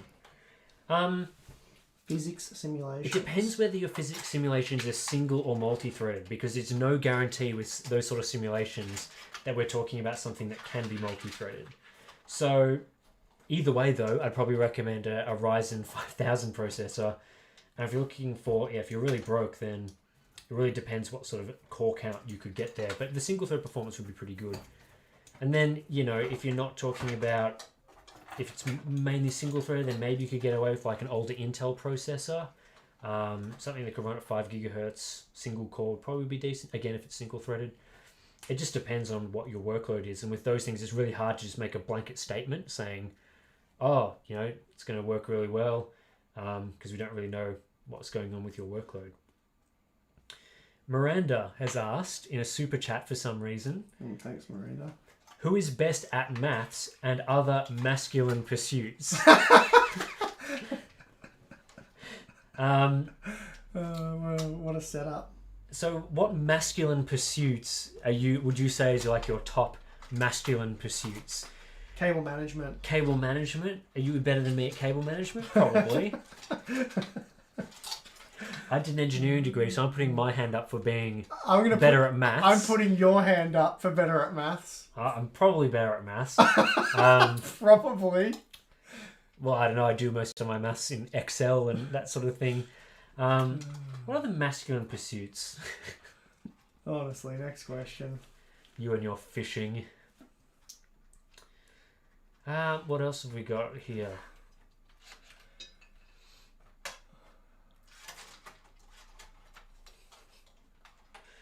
Hydration check. Yeah, good point, actually. Yeah, I'm getting a bit thirsty over here with all this cable management. Here's your water bottle. Let's put that right next to the PC like people say you shouldn't do. It's only if they spill it. I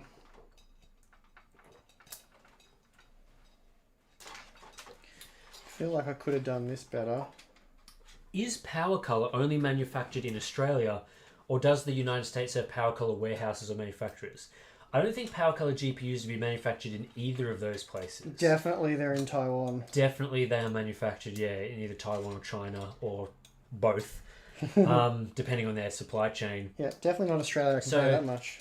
There probably is a warehouse in both of these areas. It might be at a distributor level as opposed to at the OEM level. Mm-hmm. For example, a company like Asus would definitely have a warehouse somewhere in Australia. They might not do all the products, but things like your laptops and all that would definitely be a warehouse somewhere.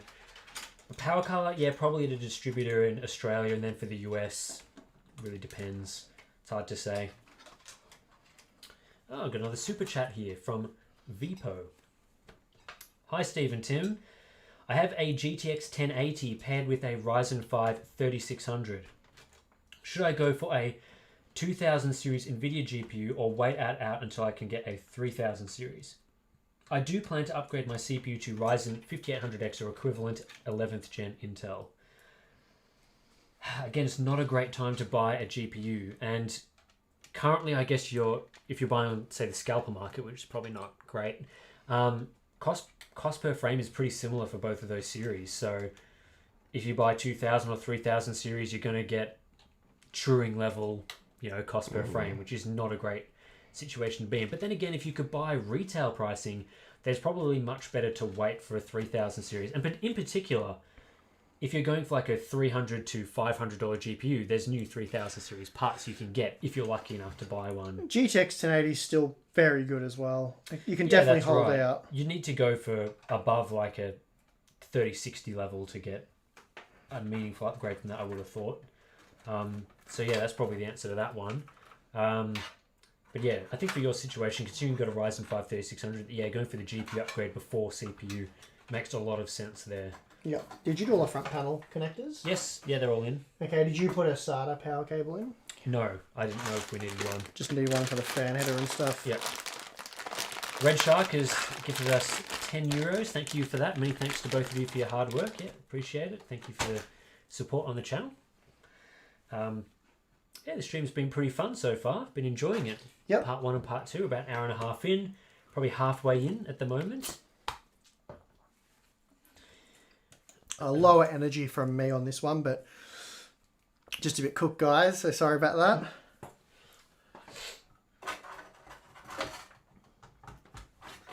Okay.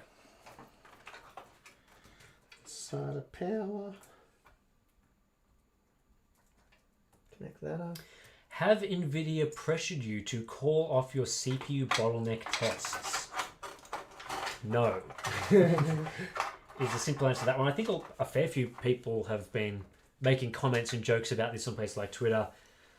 The basic answer is that they haven't really talked about it to us or communicated with us. And no, well, the testing's accurate. It's like if what we had claimed or shown was wrong, I'm certain NVIDIA would have reached out very quickly to correct that, which they haven't done, which is a fairly clear indication that what we have shown is accurate. And it's been a sort of a known thing for a while, which is why a lot of people have been like, why haven't reviewers shown this sooner? And two answers to that, but the main one is really that we haven't had many DirectX 12 games that have been very CPU intensive. So certainly going back a few years, that wasn't a common thing, whereas we've got a lot of DirectX 12 games now, and a lot of them are quite CPU intensive. And we also haven't been able to show it really clearly by having a full stack of Radeon GPUs that match the GeForce GPUs at each performance tier. So that's been made it more difficult to highlight the issue. But again, it's not a showstopper. It doesn't mean you shouldn't buy a GeForce GPU. It primarily affects budget buyers and secondhand shoppers. So it's really something that really applies to the guys that are recommending budget hardware and secondhand hardware. Because if you get something like any of the sort of, what would you say, the flagship Core i7s for many years. So the quad cores with hyperthreading. the quad core has well through to 7th So gen. the Ivy Bridge, the Sandy Bridge, the Haswell, Skylake, all of those parts that had 4 cores, 8 threads.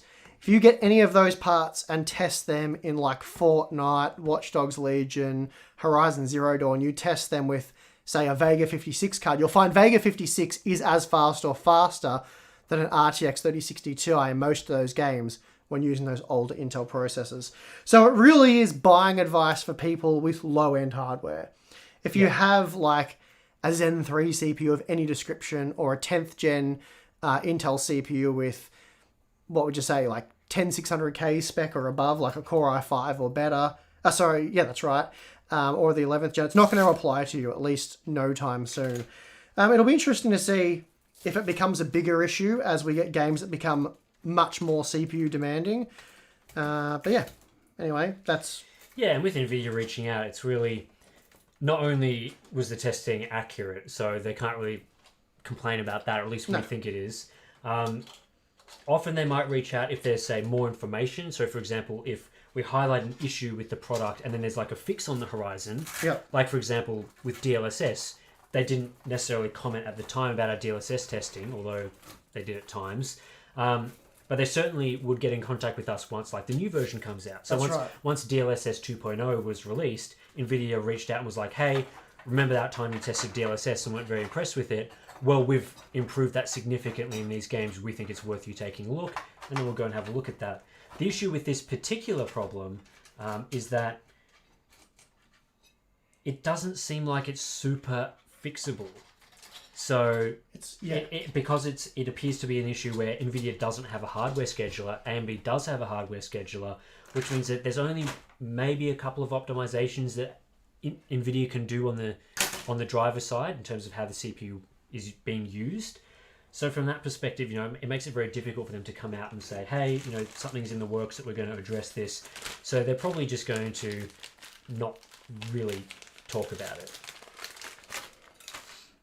And again, it doesn't affect most of their customer base that are buying new GPUs with new CPUs, I guess is the way to put that.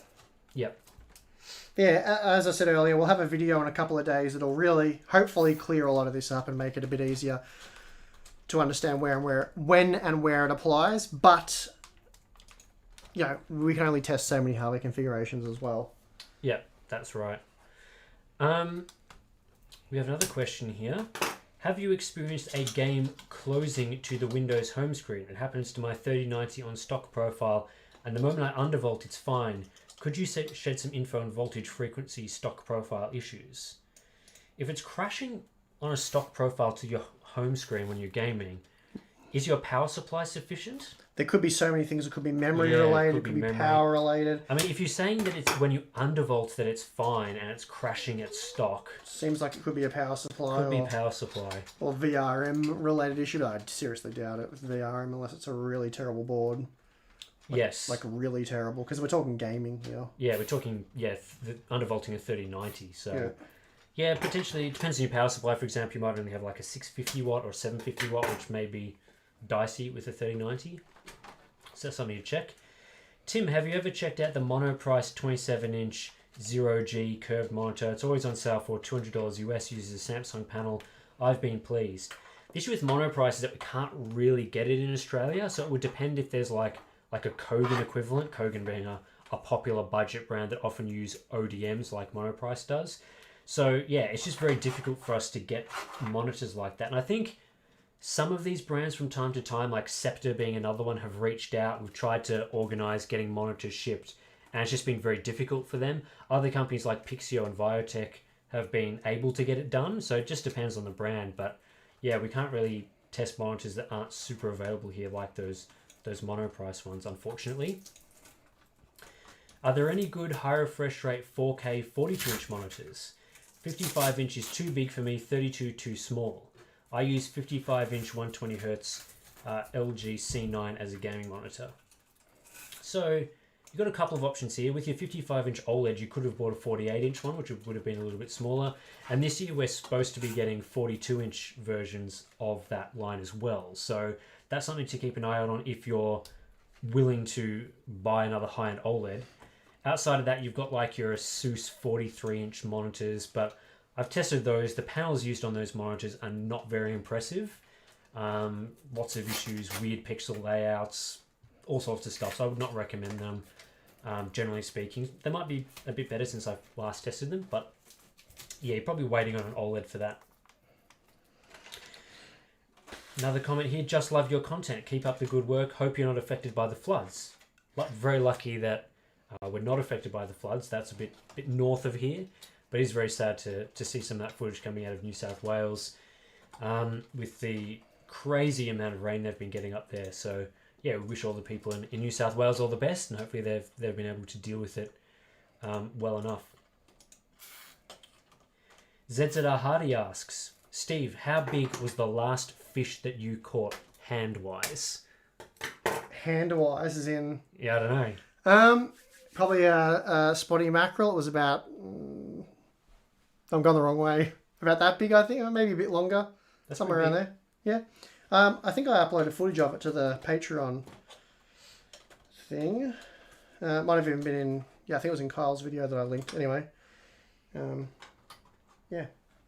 Put up a good fight for a bit. Yeah, you and your fishing. I just zone out whenever you talk about fishing because... It's like you and cricket. Yep. That's why Tim and I get along so well, because half the time one of us is talking, the other one's zoned out. We just nod. It works really well, doesn't it? Yep. Right, what other questions do we have here? Well, again, if you do have questions, it does make it a bit easier for us to find the questions if you tag at Hardware Unboxed in them.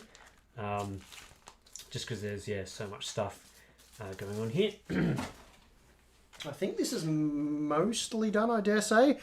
Having said that, there's a lot of stuff here I've guessed where it goes. So we'll have to see how the RGB works and the fans. But I think it's mostly done. I haven't gone too crazy with cable management because I feel like we might have to pull half of it apart.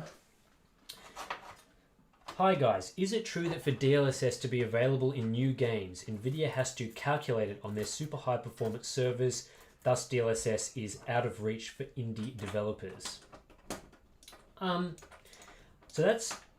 that sounds like how DLSS 1.0 worked, where Nvidia did do per game training, but with DLSS 2.0, Nvidia switched to not needing to do per game training. So that would mean that theoretically indie developers could use it, just depends on like the game engine. It is an Unreal Engine now, so that should be a bit easier. Again, it's a bit of a black box. We're not really sure how DLSS 2.0 works. I've tried to ask Nvidia a couple of times for more information, but obviously they want to keep that stuff private. So my best guess would be that they're more just training the overall system on a variety of games and then applying that knowledge to a variety of end games. So yeah, the games that you run. So yeah, it doesn't sound like it needs per game training, but I assume that they do still train it over time on a variety of games so that, you know, when Cyberpunk comes out, that it's potentially a bit better optimized for that. But again, it's always hard to say for sure.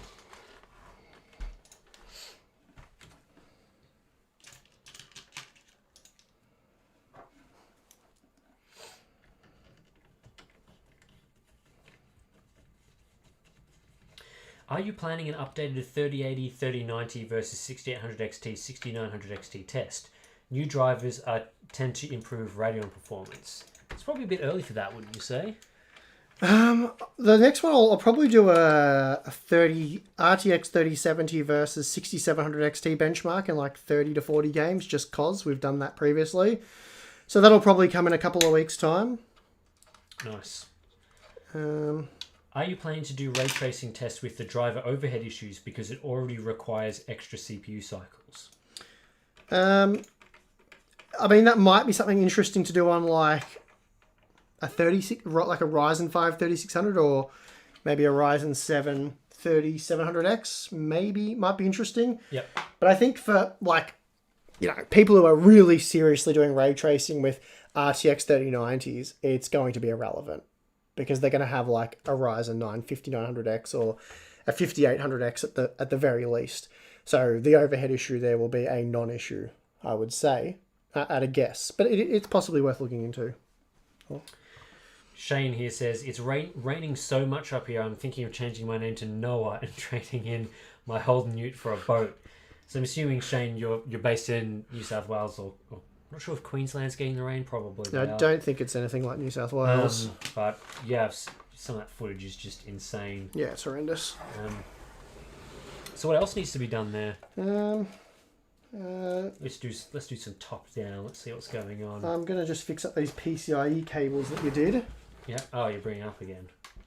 I didn't realise these were so long. Yeah, I thought you'd pulled them through. I didn't pay attention. I hate these. Like, what do you do with these? You're going to, like, cable tie them back? Yeah. It's not great. Alright, give me a second. I'll deal with that.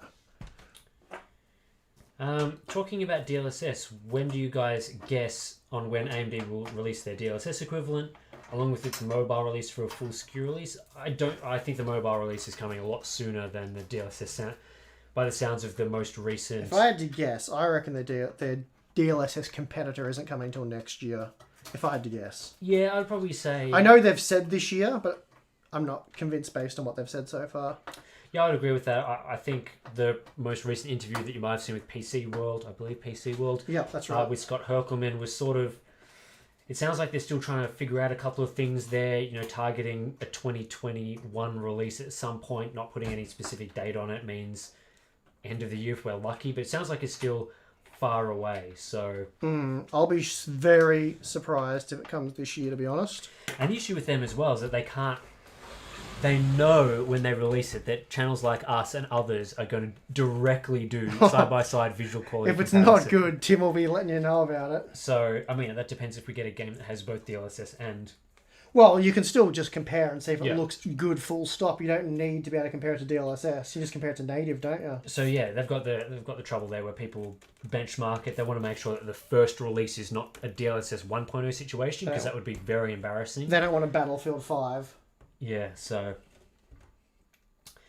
yes, they definitely want that sort of situation going. So, Well, those cables are pretty ugly, but until, you'd have to replace them with custom sleeve cables for them to look good. It's kind of just yeah. Oh, you've done some cable tying. Just a Ooh, couple of tweezers. fancy. Another comment here. Good intentions is my main YouTube channel, but having issues with Google. Had to improvise. I learned loads from you both, and unwavering honesty is God 100 emoji. Yeah, hopefully you're not running into the same issues we had with our YouTube channel, where you log in from some weird location and it tries to ban you off Some the weird platform for a location. week. New South Wales. Yeah, I know, so weird. Anyway. It was like this. It was only about 6-7 hours away from where I normally log in. It wasn't like it was Same country. I mean, same come country. on, Google. and it wasn't even the other side of the same country. But It not was- say too much; they'll cut off our live stream. Right? Yes, no, Google's awesome. We love them. Yeah. Please don't ban us. Hey guys, what kind of events relating to tech and PCs do you guys attend in Australia? I'm from Tasmania, so I don't get to see any cool events. Yeah, well, it's unfortunate for you. I guess you could travel up to Melbourne or something. What? He doesn't get to see all the cool events we get to see. But yeah, I mean, there's not too many events. I mean, you got PAX as kind of the main gamer-focused one, but it's not really like a hardware show. We don't have like a Computex or CES. And obviously you've got your, more like your, what do you say, like your comic book conventions, like we've got Comic-Con Australia and that. So we've attended PAX once, but wasn't really for us. It's more the meetup that we did with some of our Patreon members that was Yeah, it was a really lot of good. Yeah. I saw that Dr. Ian Cuttress is in the chat. Tech Potato. Is he? Go down a bit, I think. Scroll up very gently. Ah, yeah, here he is. Hi all, with a couple of So this would be perfect time for the UK, sort of early in the work day. Yep. So how's this PC going? It's nearly finished, right? Maybe. Let's see what happens. But yeah, it's pretty good. It's looking good. I think You you've want done a me good to- job with the cable management. Well, yeah, it's Not on the back. We won't talk about the back, but yeah, the front. It's not terrible. The front's looking pretty good. And you will at least aligned the Fantex logos on the front there. Yeah, I did a little bit better than you. Let's be honest. So yeah, if you're a fan of Anantech's work and Dr. Ian Cuttress, I mean, why wouldn't you? He does Why some pretty good wouldn't you be? testing. Tech Potato is his YouTube channel. So yeah, it's just building an audience at the moment over there for him. So it's definitely well worth going over and having a subscribe, looking at some of his content. I've definitely enjoyed some of his videos that he's done. I think the review of the review was a very amusing video. I had a lot of fun watching that back a couple weeks ago. So that's still plugged in. Another super chat here. I have a Ryzen 5 3600. I'm getting a 3060 Ti Wednesday. Will I be bottlenecked much? Not really. Not if you're playing at 1440p ultra settings, 1080p ultra settings, depending on the game, probably not as well. But if you are more in the low settings, esports tiles, 1440p low, 1080p medium, then you may run into it. But even then, I think in those situations, you'd probably be expecting to be CPU bottlenecked regardless of whether it's an NVIDIA driver overhead issue, simply because a Ryzen 5 3600 is not as fast as an Intel 10900K for esports gaming. Is the power supply not flicked? No, it wasn't. Phew. Alright, it turned on. Oh, RGB. You didn't plug in the this fan. I did, but I don't know why it's not turning. It might be... I don't know, we'll sort that. That's not a big deal. Yeah, there you go, it's working. Oh, I was joking, but that actually worked. That actually worked. Wow. It may have not enough voltage, or it might have like a fan stop. We'll move this this out of the way a bit later, but the RGB fans actually look really nice in there. They've got a nice RGB effect. I'll give you a better look in a minute. So the first PC we did power cycled about 3 times, right? Yep. So we'll see how many times this power cycles, if it works. If it works. Let's see. I think the last time we power cycled about 3 times. It took a while. Yeah, so definitely that hasn't posted now, isn't. And yeah, Ian has mentioned that Gamers Nexus posted their 11700K review as well. Yeah, I saw a little bit of that. It seemed like the conclusions have been fairly consistent among all the reviewers that have tested it so far. So obviously the Anantech review first, then we saw some Hardware Lux testing, and now Gamers Nexus. All fairly similar opinions about it being, especially for gaming, not a very substantial upgrade. I know Steve has used some fairly colourful descriptions in his video. But yeah, you'll see our testing at the NDA date because we can't buy the CPUs here. I have no idea how you'll load XMP on this board. It's completely different to the Strix ones. Miranda asks, how do I get a refund for a super chat? Sucker. I'm not refunding you, Miranda. If you're wasting your money in the super chats, it's yeah, too bad. We should have just ignored it. I have no idea. What are you looking for? Like XMP. So there's the. Maybe that memory doesn't come with XMP because it's the JetX spec. There's the AI overclock tuner. ASUS board's gonna be weird. It's completely different to that Strix board. Yes, well, it's a more creative focused board, isn't it? I'll see what default does. It's just changing the fan mode. Okay, that does nothing. So another question here: are you planning to review any LCD? I believe it's Ilyama monitors or Iyama, something along those lines. Have been with them since CRT times, but LCD reviews are really rare. Cheers from Russia. Yeah, thanks for tuning in. This is another one of those brands that haven't really worked with before, haven't really reached out to us, so we don't really know how to get in contact with them. So it's really on them, I guess, to try and reach out if they want to organise reviews on the channel. And it could be an issue where, because they don't sell those monitors in Australia, that they would find it hard to ship them over. Again, we've had some brands be able to overcome the issue like Pixio, and other brands like Scepter that haven't been able to.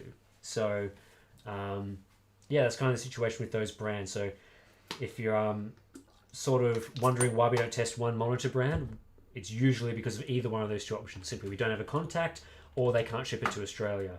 But luckily, most of the major brands we're now in contact with. The last one to tick off was Samsung, and we're now getting a fairly consistent stream of Samsung monitors coming in. So I think we're now working with all the brands. Although I did just trash a BenQ monitor, so they'll probably put us on the blacklist and sample us for a bit. No, that's harsh. I don't think that'll happen. But BenQ have been good. Yeah, we probably shouldn't joke about that. Tech Potato asks, are you ready for Computex in person? We were talking about this on live stream part 1. I mean, I'm ready. Is it going ahead? I'll just have to quickly Google it.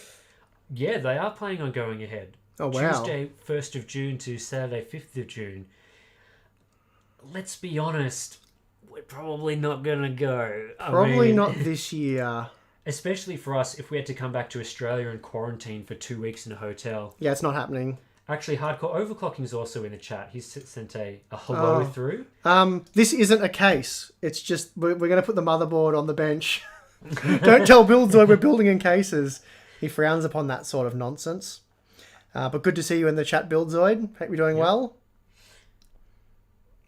A lot of... The chat has just gone crazy with something. Oh, no. What did I do? Okay, it stopped. We're all good. But yeah, good to see some other people from around the industry coming and tuning in. Had some of the US channels jump on last time. We had Jared's Tech in here. Gamers Nexus is on part 1 as well. So yeah, fun times. Well, we did this in under 2 hours, and we really took our time, and it worked. So, yeah, we learned a few lessons from the first one, getting a bit more familiar with this sort of case design. Hardware. Kind of. I mean, we took a bit of time getting into it, let's be honest. So what was the XMP result? No XMP? I put it on default, and it's loaded XMP. It's at 3200. Okay. So XMP is just called default on this board. You can probably flash the board up. Actually, I don't know what BIOS revision is and what the latest is. So it's revision 0807. So there's no doubt newer versions. Since Probably. It's been sitting on my office floor for over a year. So I'd like to think that Asus has probably got around to releasing an updated, some updated AGESA code for it. How come I rarely see channels cover using AV receivers for better audio for gaming? Still beats using onboard audios or DACs. Mate, I use a wireless headset. Yeah, USB. I just plug straight into the back. I'm not an audiophile. Yeah. Obviously, some people can tell the difference, but Yeah. for me, it's like my eyes are very tuned to differences in like monitors and visual quality. But when it comes to audio, man, you could send me potato quality stuff, and I'd be like, "Yep, that's fine." So what do we want to do? Are we going to sit and chat for another half hour to an hour or what? I reckon so. I mean, Should I grab the other seat and just move this out of the way? Yeah, if you can squeeze it past. Oh, mate, I'll lift it over if I have to. Actually, I've got to lift this over, don't I? Damn it. Yeah. So I'd move the monitor away, turn it off, and do all that stuff. And I'll shut this down. Yeah, I'll just do it here. so yeah, it looks like we missed Buildzoid's comment right at the start of the stream. He's actually been here for most of it. Oh, did we? A bit of a burn there. Whoops. Yikes, sorry about that, mate. Hi, Steve and Tim. My 5800X is capped at 4.2 gigahertz. Any ideas why? I'd probably check your BIOS there. What's it, sorry? 5800X. It's capped it. Okay, interesting. So I'll probably at the very least do a BIOS reset, flash the latest version of the BIOS, make sure that's all working. Yep.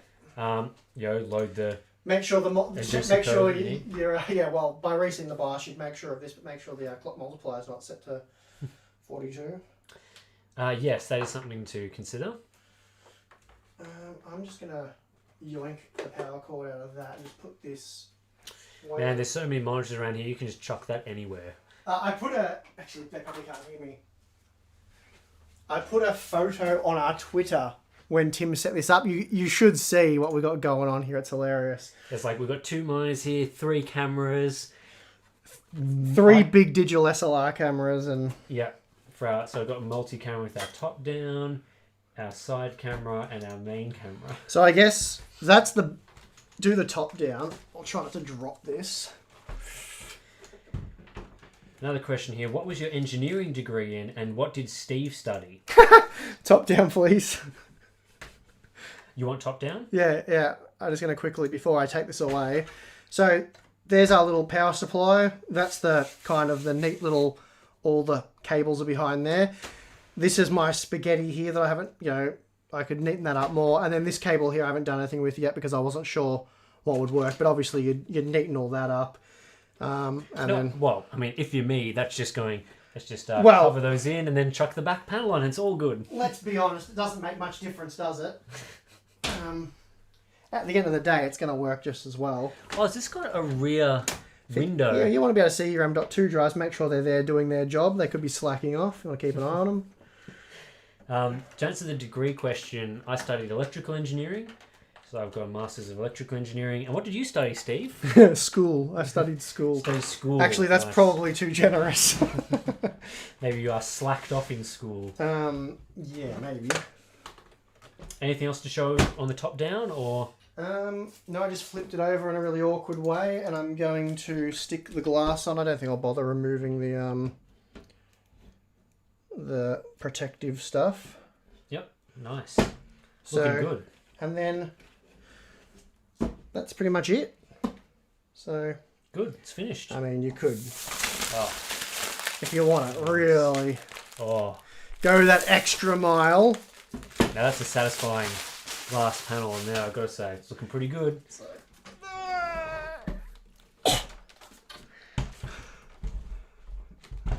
nice. Oh, yeah, I'm not going to lie, it's heavy. I think pretty good. It's big boy. May even, I don't know, it feels like it's ended up heavier than the other one, but I may just be getting weaker. Alright. Just going to sit this down here. Sure, I've got to sit over here if I'm going to ever get that chair out. You're going to have to move a lot of stuff around to get that chair in here. I can do it. 5 hours in, how many dozen PCs did they finish? Ooh, that is optimistic.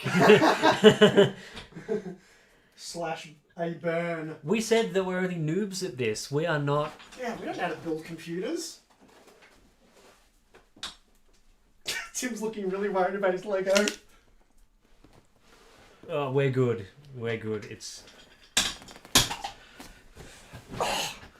Ooh.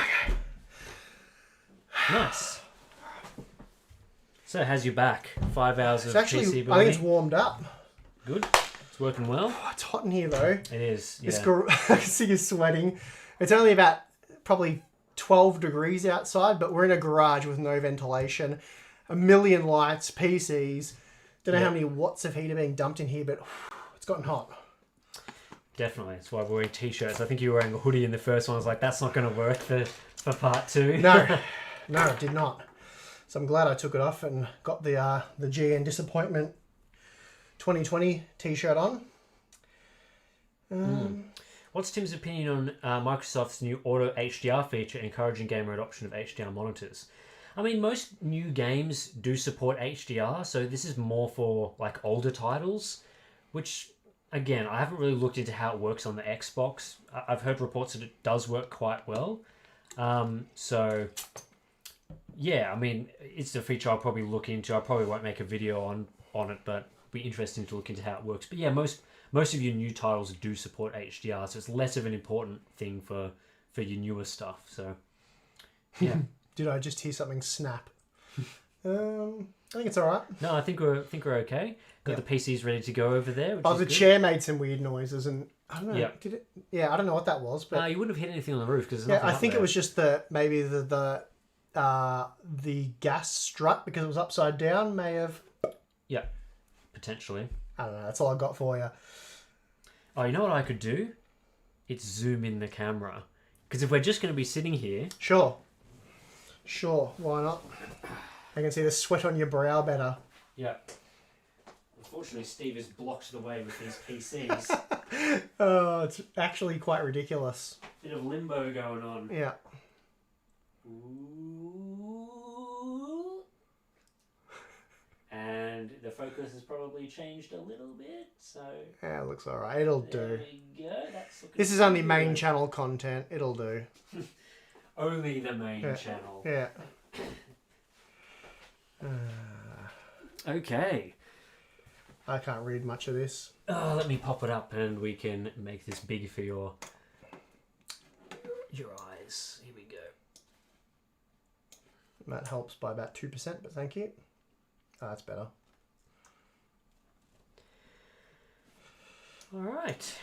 Make sure we're not missing any of these super chats down here, even though that's kind of screwed up the channel a little bit there. So yeah, the 2 PC builds were just a casual live stream, as you guys have probably guessed by now. We really just wanted to get them done at this point because it had been so ridiculously long, and I was very keen to basically get a proper computer built. So I've got kind of a setup that would make Buildzoid proud at the moment. I've sort of just got a test bed main PC, and it's been like that for a year. And yeah, it'll be good to get all the hard drives and everything in a proper case. So it's just one of those situations where you create a make-do situation thinking it will only be like that for a month, and then it turns into more like closer to 18 months. But anyway, so yeah, we've done the live streams. The builds went well. Again, thank you to AMD for the 3950, 3970Xs. And Asus for the motherboards and power supplies, Noctil for the coolers, Team Group for the memory and SSDs. Who am I forgetting? What have you done there? You've made the text smaller. Yes. That's the opposite of what I wanted you to do.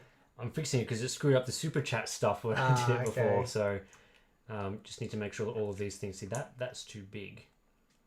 I'll just have to read them for you. You can read them for me. Yeah. I'm a senior citizen. Are you going to review LG's 38GN950? They were going to send one out back when I was reviewing like the 34GN. So is that a 38-inch version? Yes. Okay.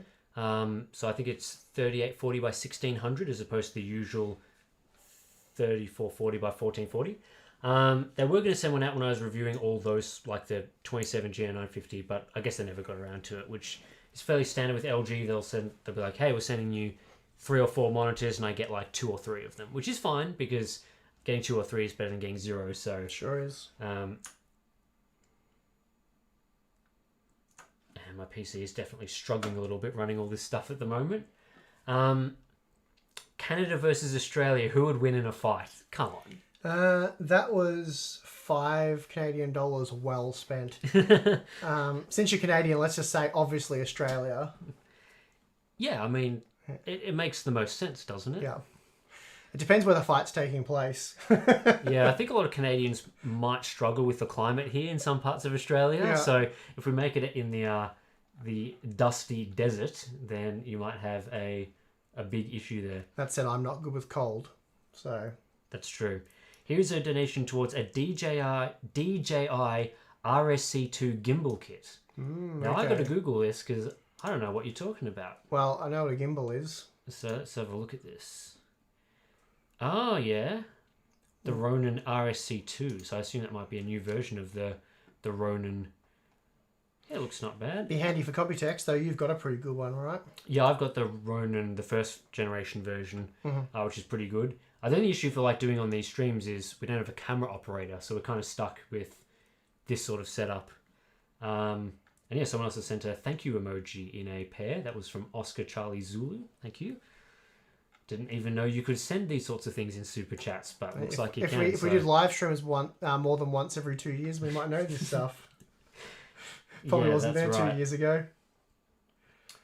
Can't wait to see what we discover in another 2. Jared's Tech is suggesting a live stream for rebuilding the Stream PC. Well, the Stream PC's got a... Oh, we can find out, actually. It's not that powerful. It might be a Ryzen 5 2600.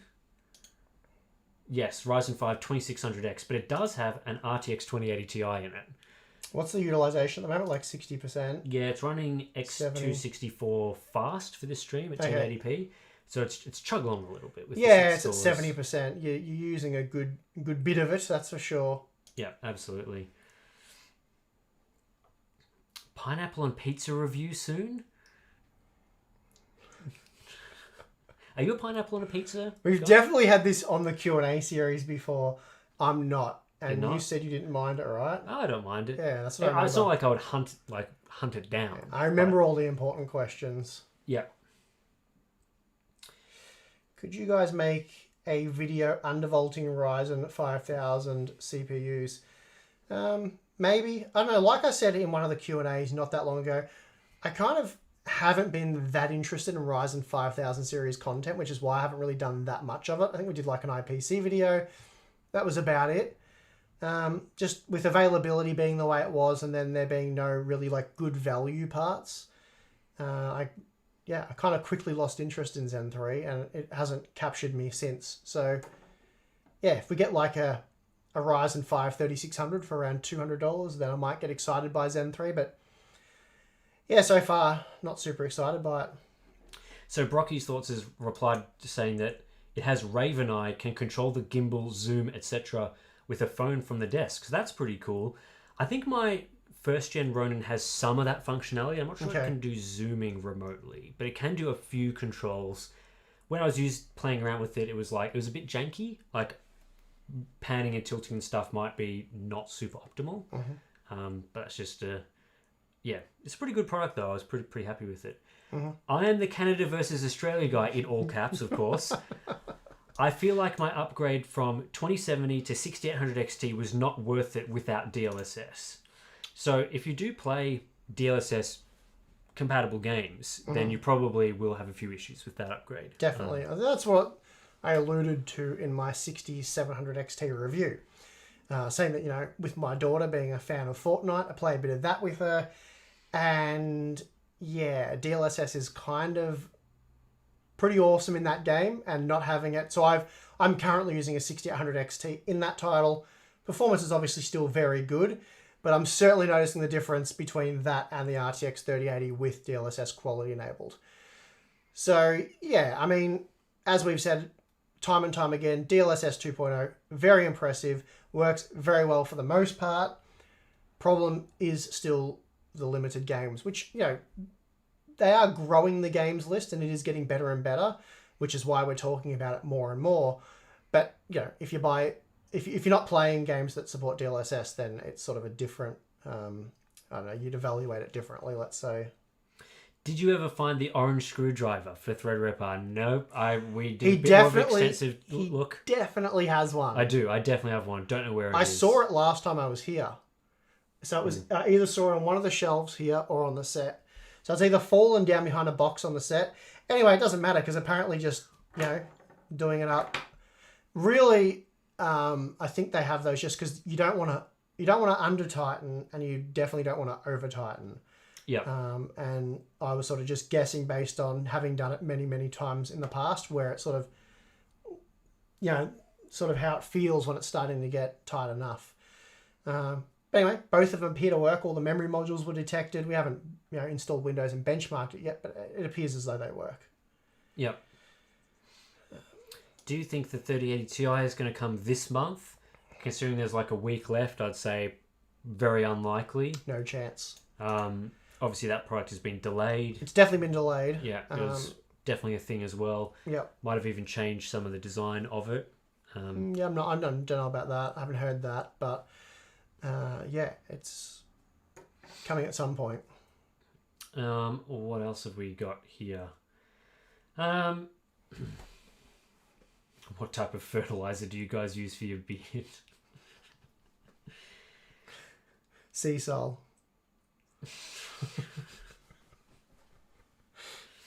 Here's an interesting one. A newer CPU is starting to be outdated sooner. I'm starting to see quite a few games maxing out my i5 9600K at 5 GHz. With your recent discovery with driver overhead, do you think it bottlenecks my RTX 2060? Probably not with that CPU. Is that 6-core, 6-thread? No, just I'm gonna say it's just 6-thread. Yeah, 6-core, 6-thread. Pretty certain. Yeah. I'm 99% sure on that one. So that's kind of because that was a sort of transitional period for Intel where they were trying to remain relevant and they were just doing little baby steps for a while. Like they could have just jumped to where they went with the 10th gen, but they sort of did those few generations where they messed around with having hyperthreading on some parts, not having on others, and now it's sort of gone to where it probably should have gone straight away. But they were just doing their best to give you as little as possible while remaining competitive or ahead of AMD. So, 6 cores, 6 threads, not a great part, that one really, at least for future-proofing. At 5 gigahertz, it should be okay, though. I actually will be testing the Core i5 9400F in an upcoming driver head over video. So that'll definitely be an interesting one for you, I would say. Yep. So you'll be definitely seeing a bit of that, but the unlocked part gives you a bit more overhead through the clock speed. How long do you think until cloud computing replaces physical hardware we own? Never. Yeah, they've tried that. How many years have they been trying this? And so far it can only happen when... Not for gaming. Well, it can only happen when we get an internet technology that's insanely fast. I mean, even then, it has to be pretty much the kind of latency you get from your keyboard. I don't see it being possible anytime soon. Certainly not for your competitive gaming. It's alien-type technology that's required. And they just keep trying over and over again. We see, like, Stadia comes out. It's like, oh, we fixed the latency problem. Turns out they haven't. And that was after, GeForce Now comes out and it's like, our latency's pretty good. And it's like, yeah, but they're still there. It's a very casual gaming type experience. Yes, that's right. So you're playing your Cyberpunk 30 FPS gamers who are, fine with that sort of thing.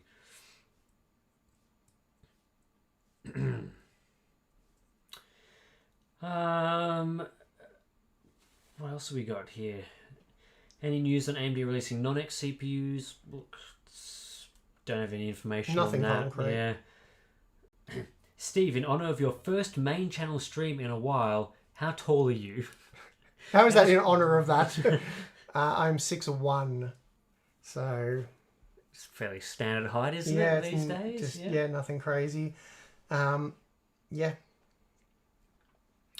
if you have questions, do tag it with @HardwareUnboxed. It does make it a little bit easier for us to spot them in the chat amongst people, just discussing other people's questions. I think being 6'1", it just shocks people because they think, like a lot of people in the last live stream we did were shocked because they were certain you were much taller than me. Really? Because we always often appear separate, or when we appear together, we're sitting down. I'm not sure, but a lot of people commented saying, "Wow, I'm shocked. I thought Tim was a lot taller than you." So Yeah, that's weird. yeah. I've always known you to be taller than Well, me. 'Cause I'm not that tall. I'm only like 5'11", 5'10", so... I guess because you're skinny, and 5 to generally 10. skinny people are really lanky. Yeah. I don't know. I'm not sure. What's that in the proper metric system? What, 178 centimeters or something around there? Yeah, mine's like 180 something. I don't know. I haven't measured myself since I was about 16, so yeah.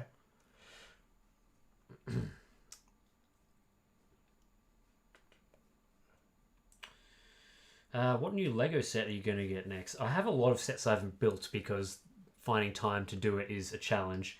I do like the new the Space Shuttle Discovery one that was announced a couple of days ago. It looks pretty cool, so that's definitely one for the next build session. Mm-hmm. Will the background be used in the new studio? So I guess that's a question for you, building a The new current studio. one. No, Yeah. I'll be building... honestly, I haven't really worked out. There's going to be 3 sets in total. So there's going to be like a podcast live stream type setup where we do like Q&As and just general chatting stuff, sort of a relaxed set. Then I'm going to have a higher desk, a bit bigger than this one, with, I guess, similar to maybe like the Gamers Nexus style thing where it's more tools and bits and pieces. Yep. And that's going to be a building PC, modding, doing whatever the hell we come up with set.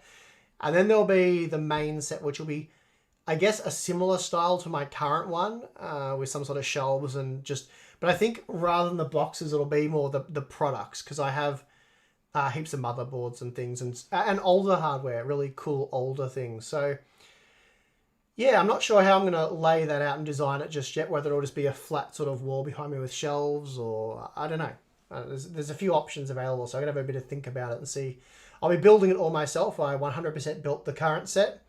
And I'll be building the new one. So And you built this one too. Yeah, and I built this one with Tim. So yeah, I'm not sure. I'll be starting work on that in probably 4 or so weeks. So yeah, I've got a few different ideas, but obviously I'll have to settle on something. So I might run that past the Patreon/Floatplane members and see what design they like. I don't know. We'll work it out. Is there anything in the boxes on Tim's shelf? Yes. So some of them do, like, for example, if I finished using a motherboard and... MSI one, does it have a... No, I don't think so. I'm not sure which one of these do. Let's have a look. But so the GPU boxes, none of them have stuff in them. The power supply boxes, none of them have power supplies in them. But it's the motherboard boxes that do have some motherboards inside. You were using that one. Most of these you're using, actually. Yeah. So some of them, they're sort of tucked away in the back. It just allows me to keep the motherboard and all its accessories in the same spot. So, Yep. Yeah, that tends to be the way that Fair enough. it goes. But all that hardware is somewhere in here or in the office. Well, the M80X board is your file server, isn't it? Yes, X570 Pro 4. Yep. That one there. What else have we got here?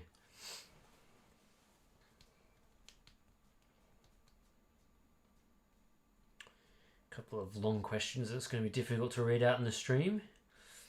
I love it when it skips forward randomly while you're scrolling. That was the thing. So good. That's the thing I found really hard when I was trying to read through it, was it just kept jumping all over the place. Yeah. I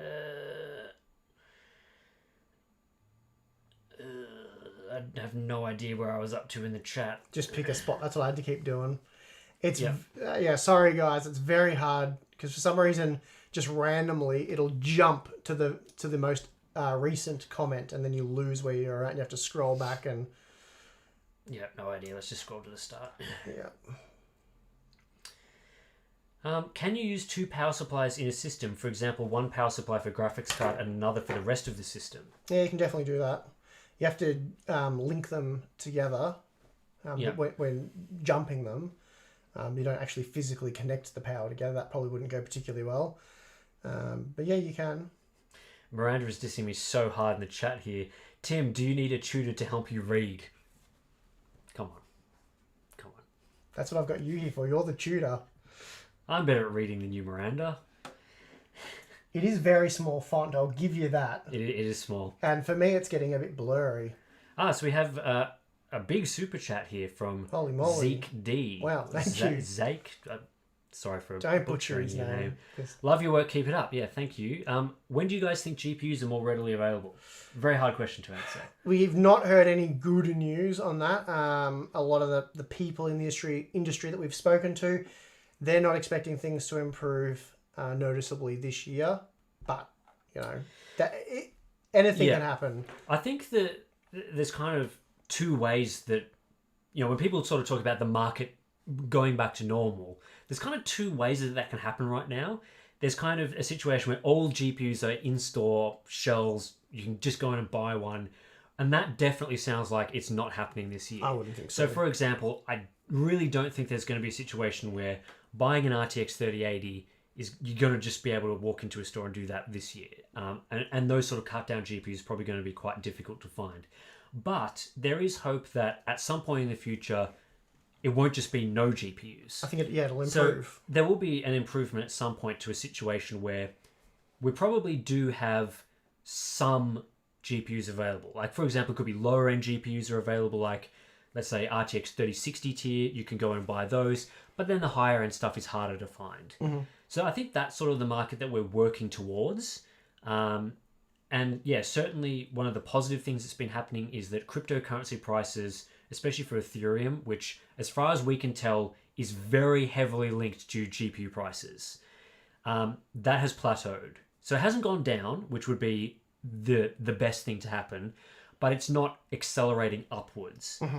So the flow-on effect that that's had is that on like the eBay used market for scalpers, pricing is also plateaued. Now, it's plateaued to a very high level, so it's not like you're suddenly buying super cheap GPUs, but it's not going up and up and up, which was happening for months. So the fact that it's plateaued is positive and does highlight that any movement from here, if crypto stays flat, should be in the downward trend or flat. So that's something. And that will help improve supply over time because more GPUs will come in, people will be less interested in buying, scalper price GPUs, and all that sort of thing. So again, we're sort of at the peak.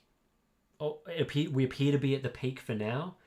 So yeah, I think we just need more new GPUs coming in. Stuff like 6700 XT improves the situation. 3060 improves the situation, and yeah, it's just going to be a while. It'd be interesting to do another poll because I did a poll a couple of months ago asking how many people were interested in buying like a 30 series GPU and how many people actually had one. And at that time, it was about 1/3 of people who flagged that they wanted one had got one versus 2/3 that hadn't got one yet. So obviously that's not great because you're still working through a backlog of like 2/3 of the market to get through. So hopefully if we poll people now, we'd be more like a 50-50 or potentially more than 50-50. And as that split improves, then that's also going to be better for the market. So yep. I have a 5600X and 3060 Ti in a Node 202 ITX case with the integrated 450 watt PSU, which gives me about 100 watts overhead. Do you think that's enough? Well, if you're running them all stock, I'd say that's just enough. Yeah, agreed.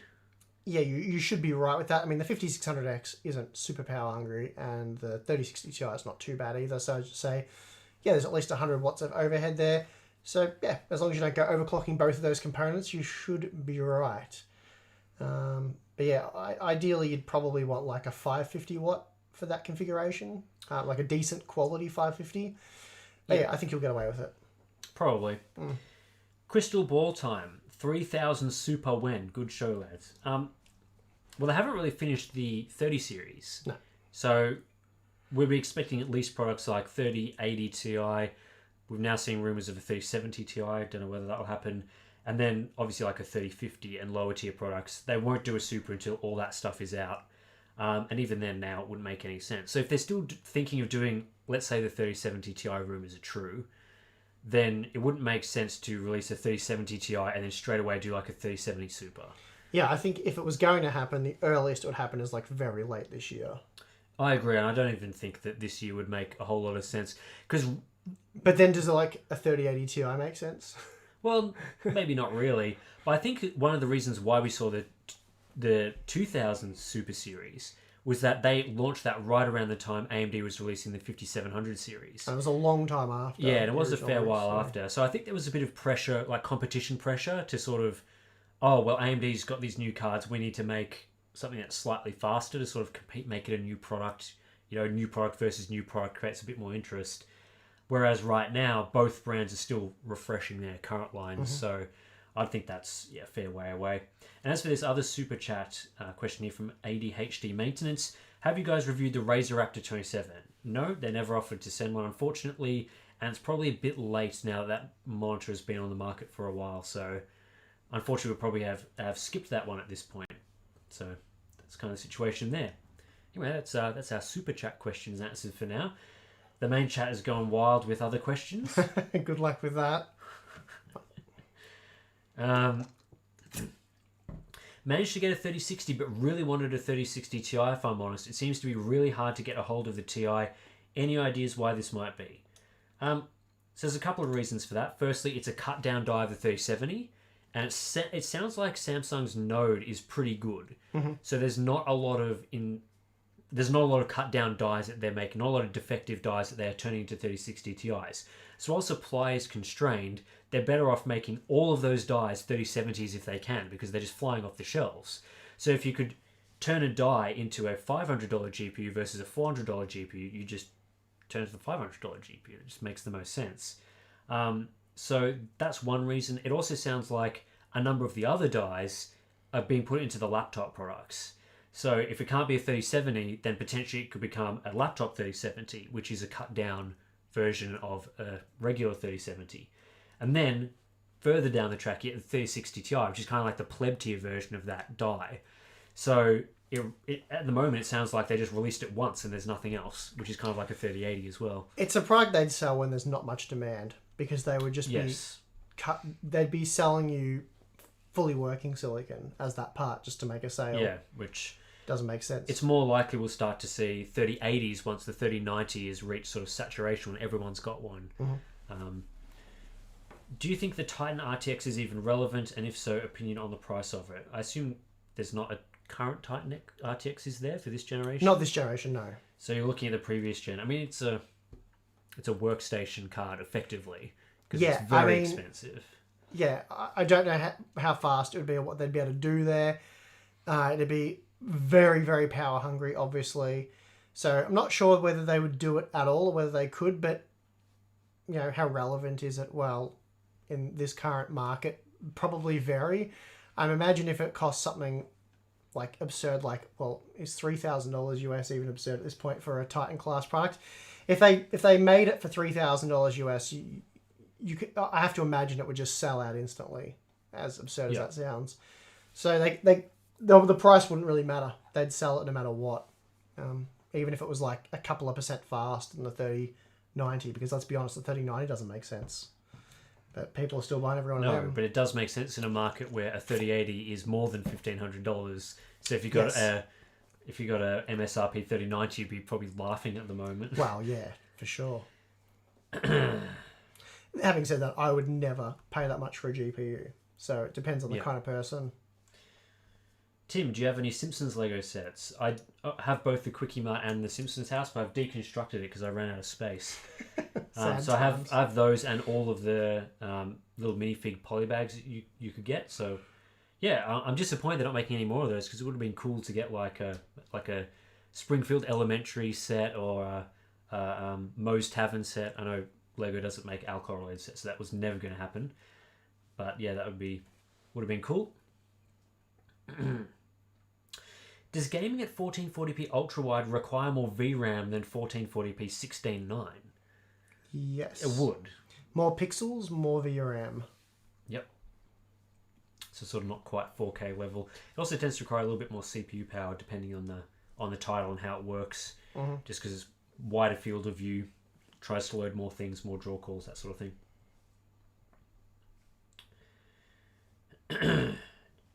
Do you suspect your NVIDIA driver overhead issue will present itself on high-end processors in CPU-limited titles? So you've got Squad, Armor, etc. So Armor's very single-threaded, isn't it, in DX11? Yeah, there aren't games that fully utilise, I shouldn't say there aren't games. There are very few games that I'm aware of that will fully utilise, a 5800X. And, are there any that will fully utilise, a 5900X games? I'm not aware of any. So, for the overhead to rear its ugly head, you have to be at 100% utilization across all cores and threads. So, all cores. So, games like Armour, I believe Armour was updated to it was for a long time when Ryzen was first released a single-threaded game. I think it got patched to be a little bit better than that. But a lot of those sort of games that are sort of often thought to be very CPU demanding by gamers aren't that CPU demanding or that CPU intensive. They're just bottlenecked to one or two threads.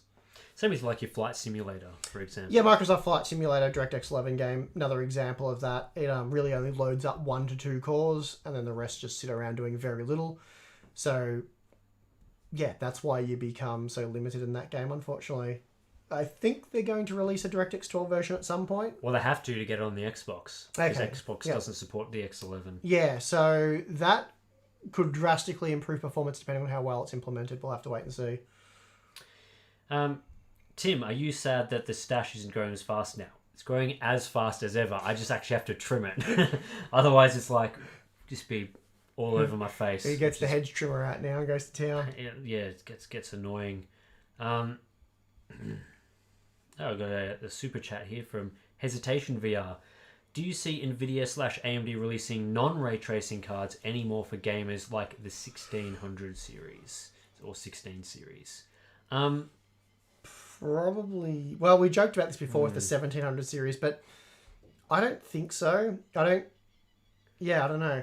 I think on the AMD side, no, because the AMD definitely won't. With RDNA 2, the ray tracing is done within the texture units. Mm-hmm. So the RDNA 2 architecture can either do ray tracing operations or texture operations on that cycle. Mm-hmm. So as the core scales down in terms of compute units, you just easily scale down the amount of ray tracing cores, and they can't just disable them because they need that part of the architecture for texture mapping and all that sort of thing. So on the AMD side, I highly doubt it. Mm-hmm. They'll probably have low-end cards that are really not very good at ray tracing, but it will still support it. With NVIDIA, it's a little bit different because they could get a significant cost reduction by just chopping off the ray tracing element of their die, similar to what they did with the 16 series. But by all accounts, there's going to be something like a 3050, and it wouldn't make sense to have cards that are faster than a 2060 that don't support ray tracing. So, considering that product's already on the market, it wouldn't make sense to have like a 3050 without ray tracing, given that the rasterization performance of that card would be very similar to a 2060. Yep. So that said, we have no idea. They could do anything. Who knows? They may do like an AMD where, in previous generations, where instead of releasing like an RTX 3040, for example, they just keep the old cards in the market. So like an RX 580, 570 type situation. NVIDIA hasn't historically done that. Yeah, it doesn't look like they're going to either, but... So, who knows? Yeah. But I think they are probably all in on ray tracing. This chat thing jumping up heaps.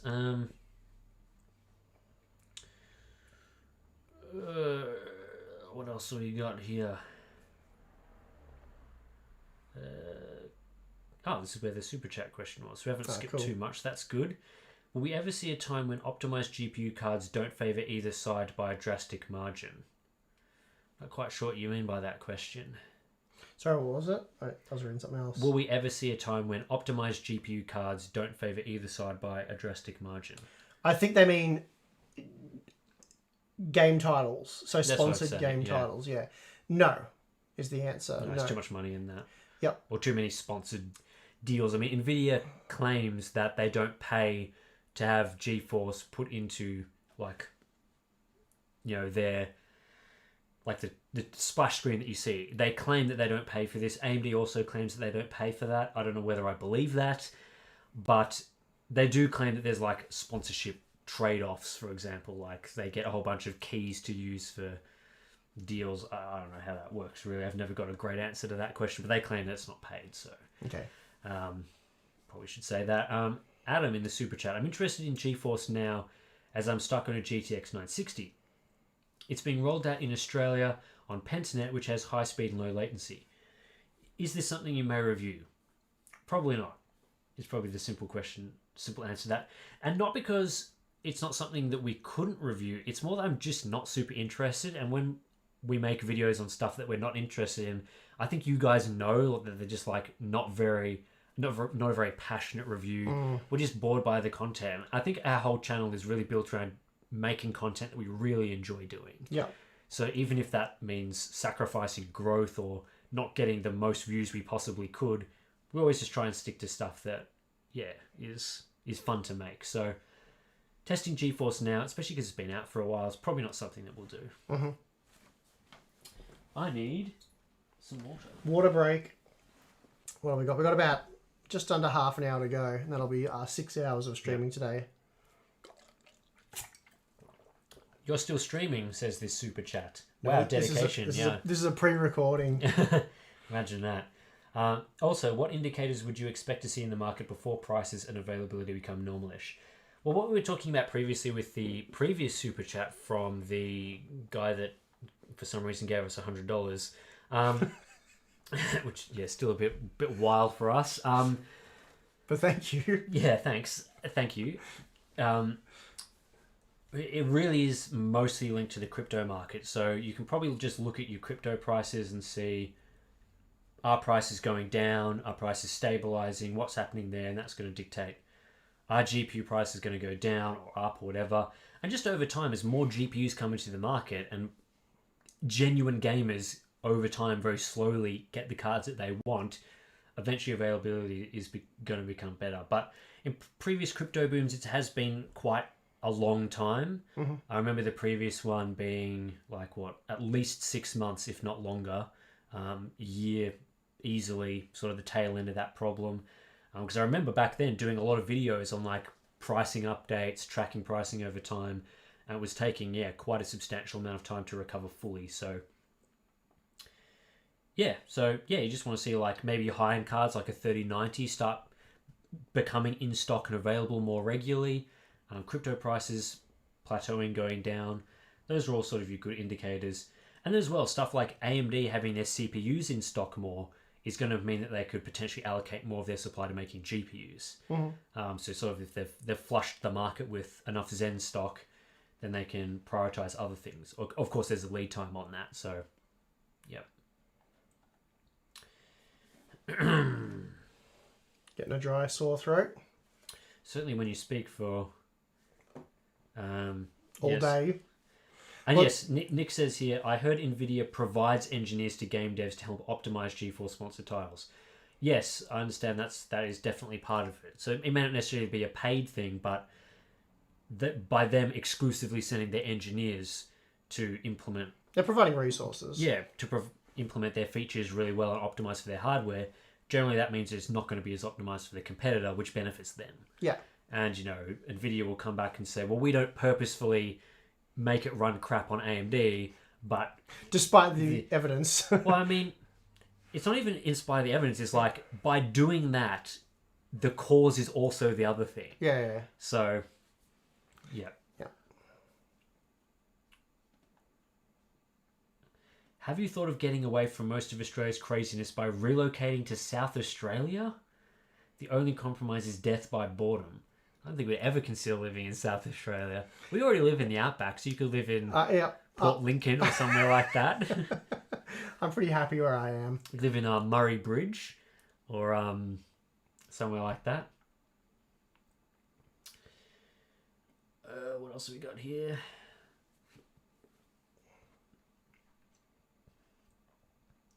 Do you think AMD will work with OBS to improve recording quality? Yeah, they need to get on that. That's been a thing for so long now, though. Yeah. Yep, they need to get on that. This stream has ray tracing enabled, says Jared. Thanks, Jared.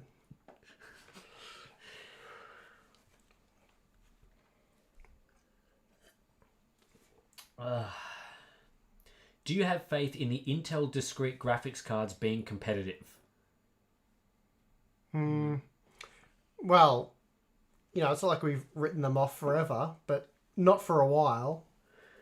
There's a lot of challenges they're facing, aren't there? It's not just about making a GPU that has the hardware that's necessary to run games.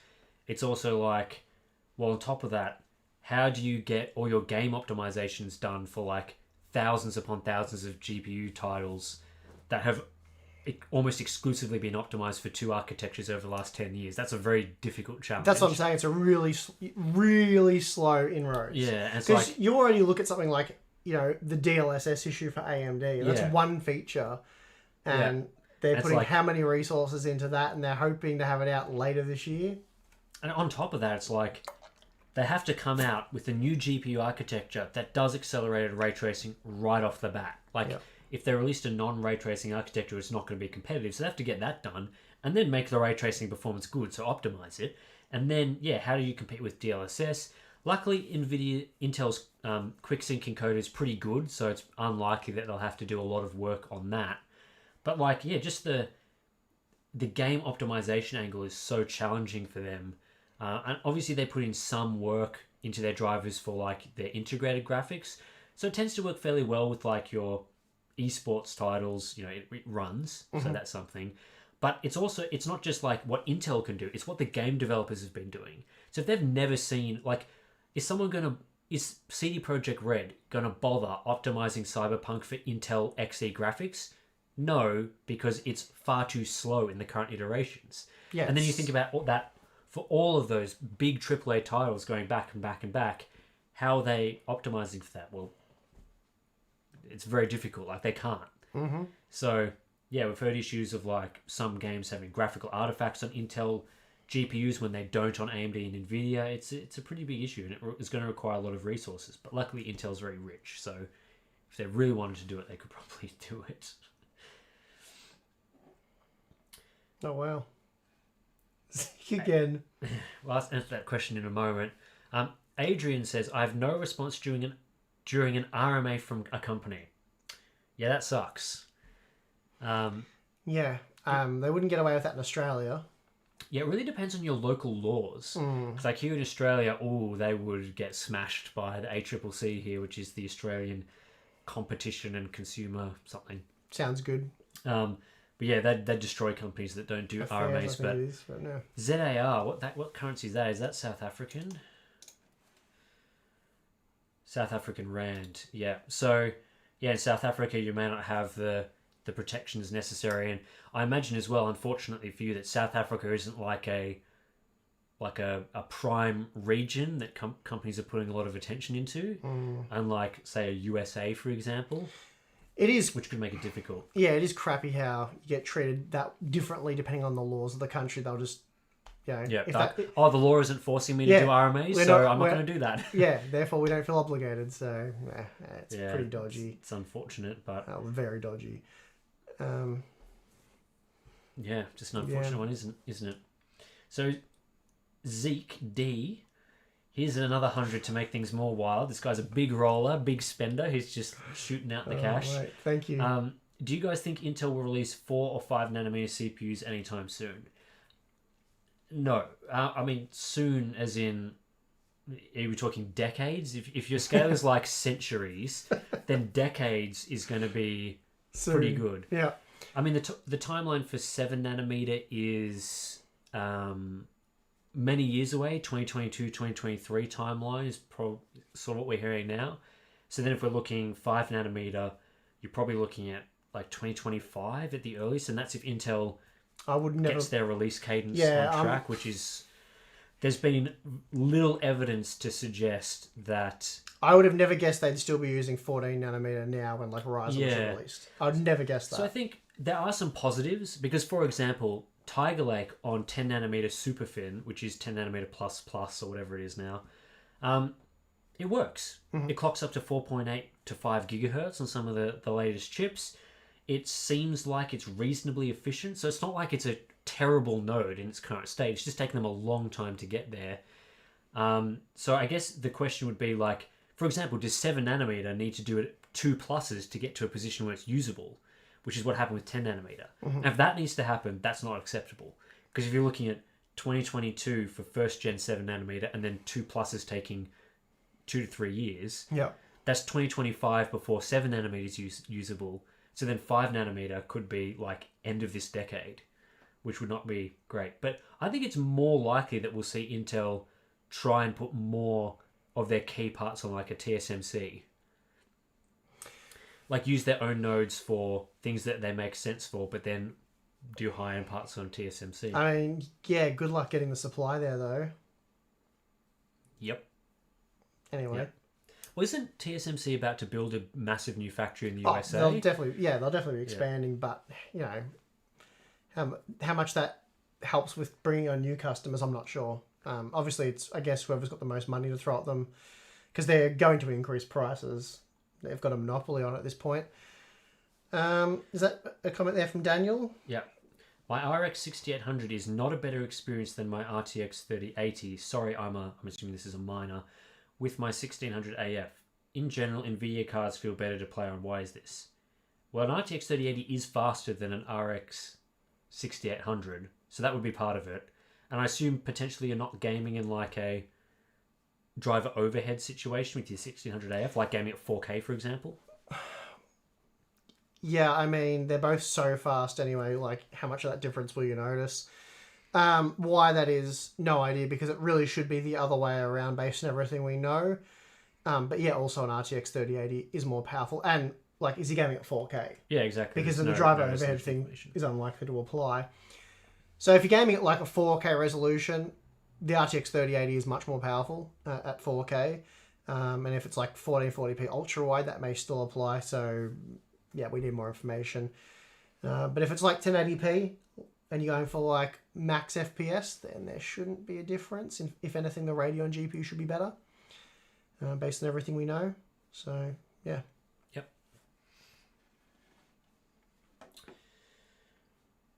This guy says TSMC factories mostly for defense electronics. I don't know if that's the case or not. Not sure.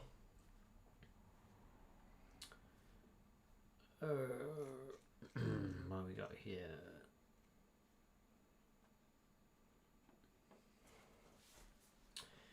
Scrolling back is a very riveting part of this stream when we're just not talking and letting dead air happen, which is exactly what you want on my live brain's stream. just ticking over very slowly, so yeah, you need to wind up. Yeah, I don't think I'm going to get it. I've got to drive home soon. That's going to take 3 hours, so Well, less traffic at this time. So I'll be home by like 1 o'clock or something, or just be just after midnight.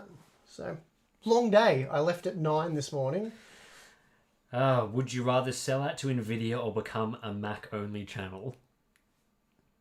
I'd probably just retire. Yeah, I'd probably rather sell out to NVIDIA than become a Mac-only channel. I'm going to be honest on that one. I mean, we would quit. We would do neither. Definitely do neither. We would definitely do neither. I'd retire for sure. But if you had a gun to my head and I had to pick one to save my life, it'd be the NVIDIA option. I'm not going down that Mac path.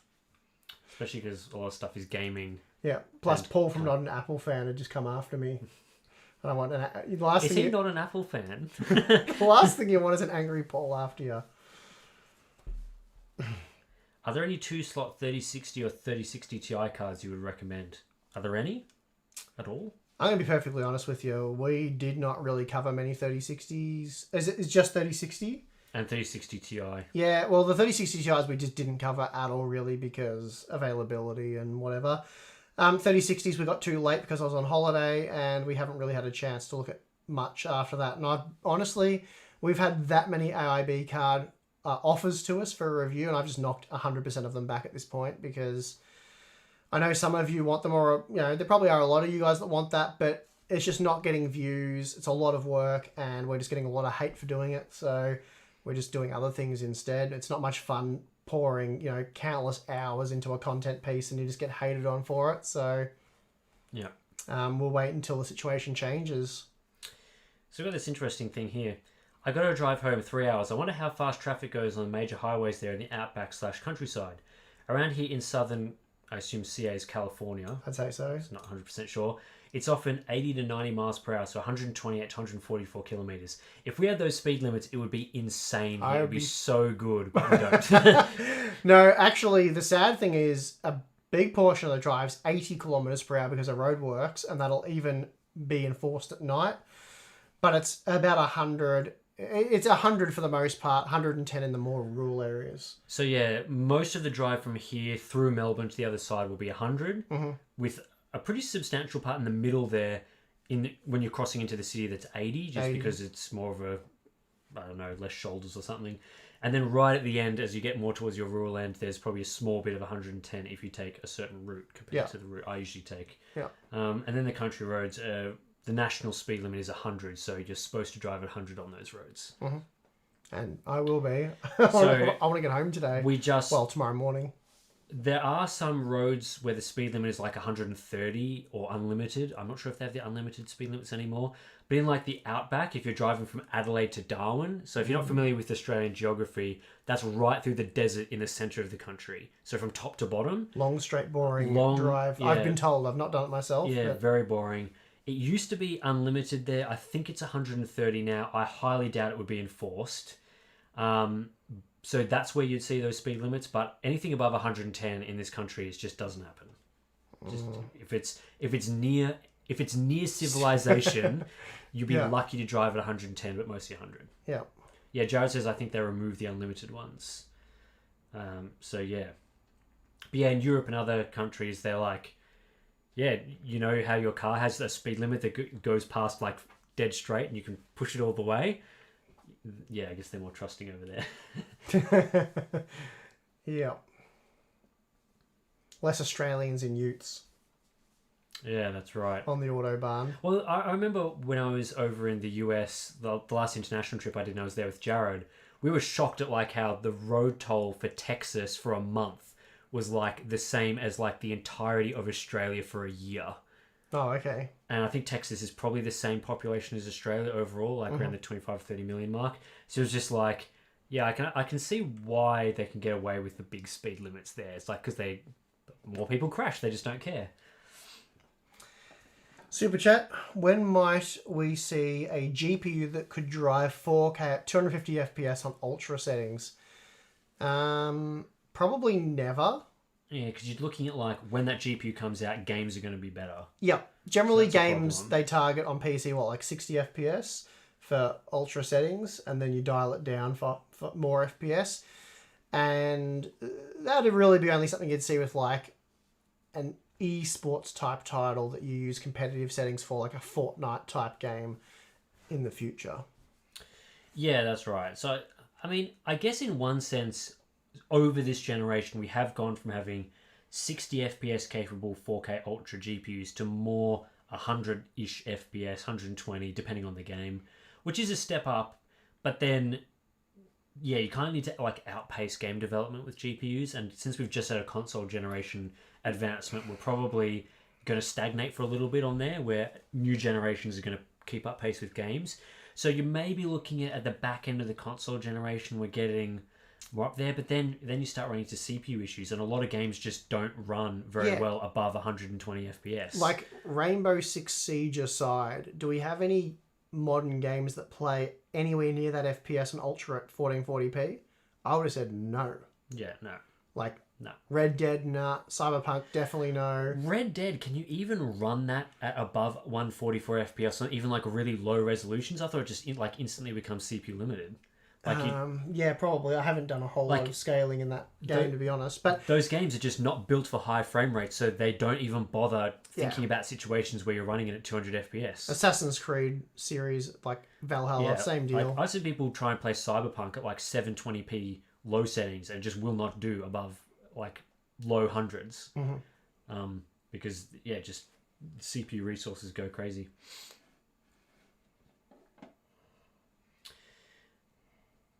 Will air-cooled GPUs continue to grow in size with the increase in power consumption of current-gen GPUs? They probably hit the limit of what they can do. I mean, the triple slot is kind of... Yeah. So, 3090 is a massive GPU. Yeah. Well, we've already seen, like, the stupid Aorus Extreme MSI Supreme. I hate calling that Supreme because it's spelled Supreme X. They have, like, a density bottleneck where you just end up with too much of a hot spot that you can't extract the heat fast enough. So that's really the limit there. Like, those cards are just stupid. So yeah, Leonard here says, the Europe thing isn't true for most places, at least in the EU, population density is too high and rural areas tend to be hilly at best. So yeah, I just would assume that would be true in a lot of areas, especially like I'm not super familiar with Europe, so you'll have to excuse me, but like Scandinavia, for example, Switzerland, near the Alps. The times I've been to Europe, like France and those places, I have seen like 130 speed limits. I'm not sure if that's super common. But yeah, that would make a lot of sense. Like, you're not going to be putting an unlimited speed limit road straight through the center of a city. Like, that's going to be looping around and doing all that usual stuff. So, yes. What else have we got here? People drive at 130 in the US regularly. Yeah, see, the main issue in Australia as well is that it's not just like there's a speed limit and then you can kind of just drive a fair bit above that and not get in trouble.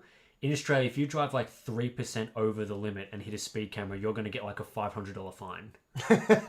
So if you drive at 103 in a 100 zone and you go past the speed camera, you're done. Do they do that at 103? I thought it had to be like 105 plus.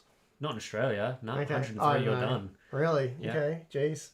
So, yeah, it's in Victoria at least, where we live, it's a 3% tolerance above 100 Ks or 3 kilometres an hour below 100. So 110, you've got a slightly larger tolerance. That varies by state, but they're much more strict here than in other countries with speeding. So, yes. How long until 60 FPS is no longer the standard? You're probably looking at... Depends on who you speak to. I mean, like, it's not even I think we're going to get some benefit this generation of the console standard shifting from 30 to 60, which is going to be massive. At least I hope that there's no more 30 FPS games, because 30 FPS is truly horrendous. Surely not. So I think with the console shifting from like your 30 FPS graphic games, 60 FPS Battlefield, Call of Duty games to like your 60 and 120, then that's going to help a bit there. But I think 60 FPS is still going to be like the minimum standard for a while. I'd say so, yeah. Especially because it's fine for like an Assassin's Creed type game. Should probably think about ending this stream soon, because my voice is... Yeah, I'm so tired. Sorry, guys. Also, VC Jester gave $5. My favourite Australian fellas and my favourite mustache. Thank you very much for Tim's mustache. I see some comment here. Oh boy, German fines are like €20 for 10 kilometres over the limit, 10 kilometres an hour over the limit. It's like, yeah, no, not here. No.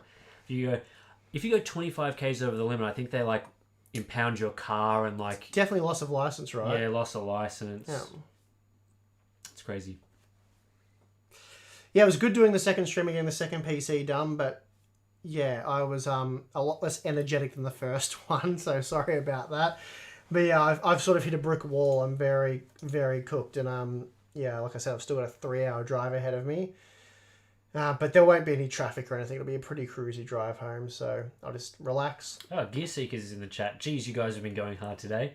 Yeah, well, we had 2 systems to build, so that means 2 live streams, 6 hours of streaming, but... Some of us work hard, Nick. Not just on our etches on monitors. Nah, Nick's cool. So check out Gear Seekers, guys, if you especially if you like Linux testing, they do that, and not many people do. So that's it's interesting. Very cool. Do you guys watch Dashcam Owners Australia? Of course. I do. Every Australian watches Dashcam Owners. Great channel. It's very educational. I really enjoy watching that channel. Yeah. Yeah, that's pretty much it. Yes. Again, thank you everyone who has watched, supported, commented, done all that stuff. Hopefully you guys enjoyed this stream. And yeah, thanks for watching. It's been awesome. And I guess we'll have to do live streams more regularly. Once not super regularly, but no, we said we probably said in the last stream we'll do more streams, and like it took us 2 years to do another one. More regularly than 2-year intervals. You know what's crazy now that I think about it is that 2 years ago our channel would have been like 300,000 subscribers, 250, 300,000, something like that when we built those Computex rigs, and it's like tripled since then. Close to. So there's probably like 2/3 of our audience that have never seen us live stream. Oh, there definitely, yeah. Well, there definitely has been for sure. But yeah, again, thanks heaps. It's been a lot of fun. I've enjoyed it way more than I seem, but yeah, it's been great. It's been really fun. Yeah, it's been a lot of fun. I just wish I had more energy by the end of this one. It is 10:30 p.m. I think we can excuse you. Yeah, I'm used to sort of just sitting there clicking the mouse, jotting down some results, and just taking it pretty easy. Talking and doing all this sort of stuff really does take it out of you when you do it all day. So, but again, it's been heaps of fun. Loved it. Really appreciate all the support. Absolutely phenomenal. So thank you to everybody. Yep. And we'll see you again on the channel with more regular content, I think as early as tomorrow night. Yep. So probably not tomorrow night. I think we're taking a break. Yeah, and definitely the night after. Definitely Thursday. Definitely Thursday, and then we'll have 3 videos probably following after that. Yep. Sounds good. So, all right. Thanks, everyone. We'll see you later. See ya.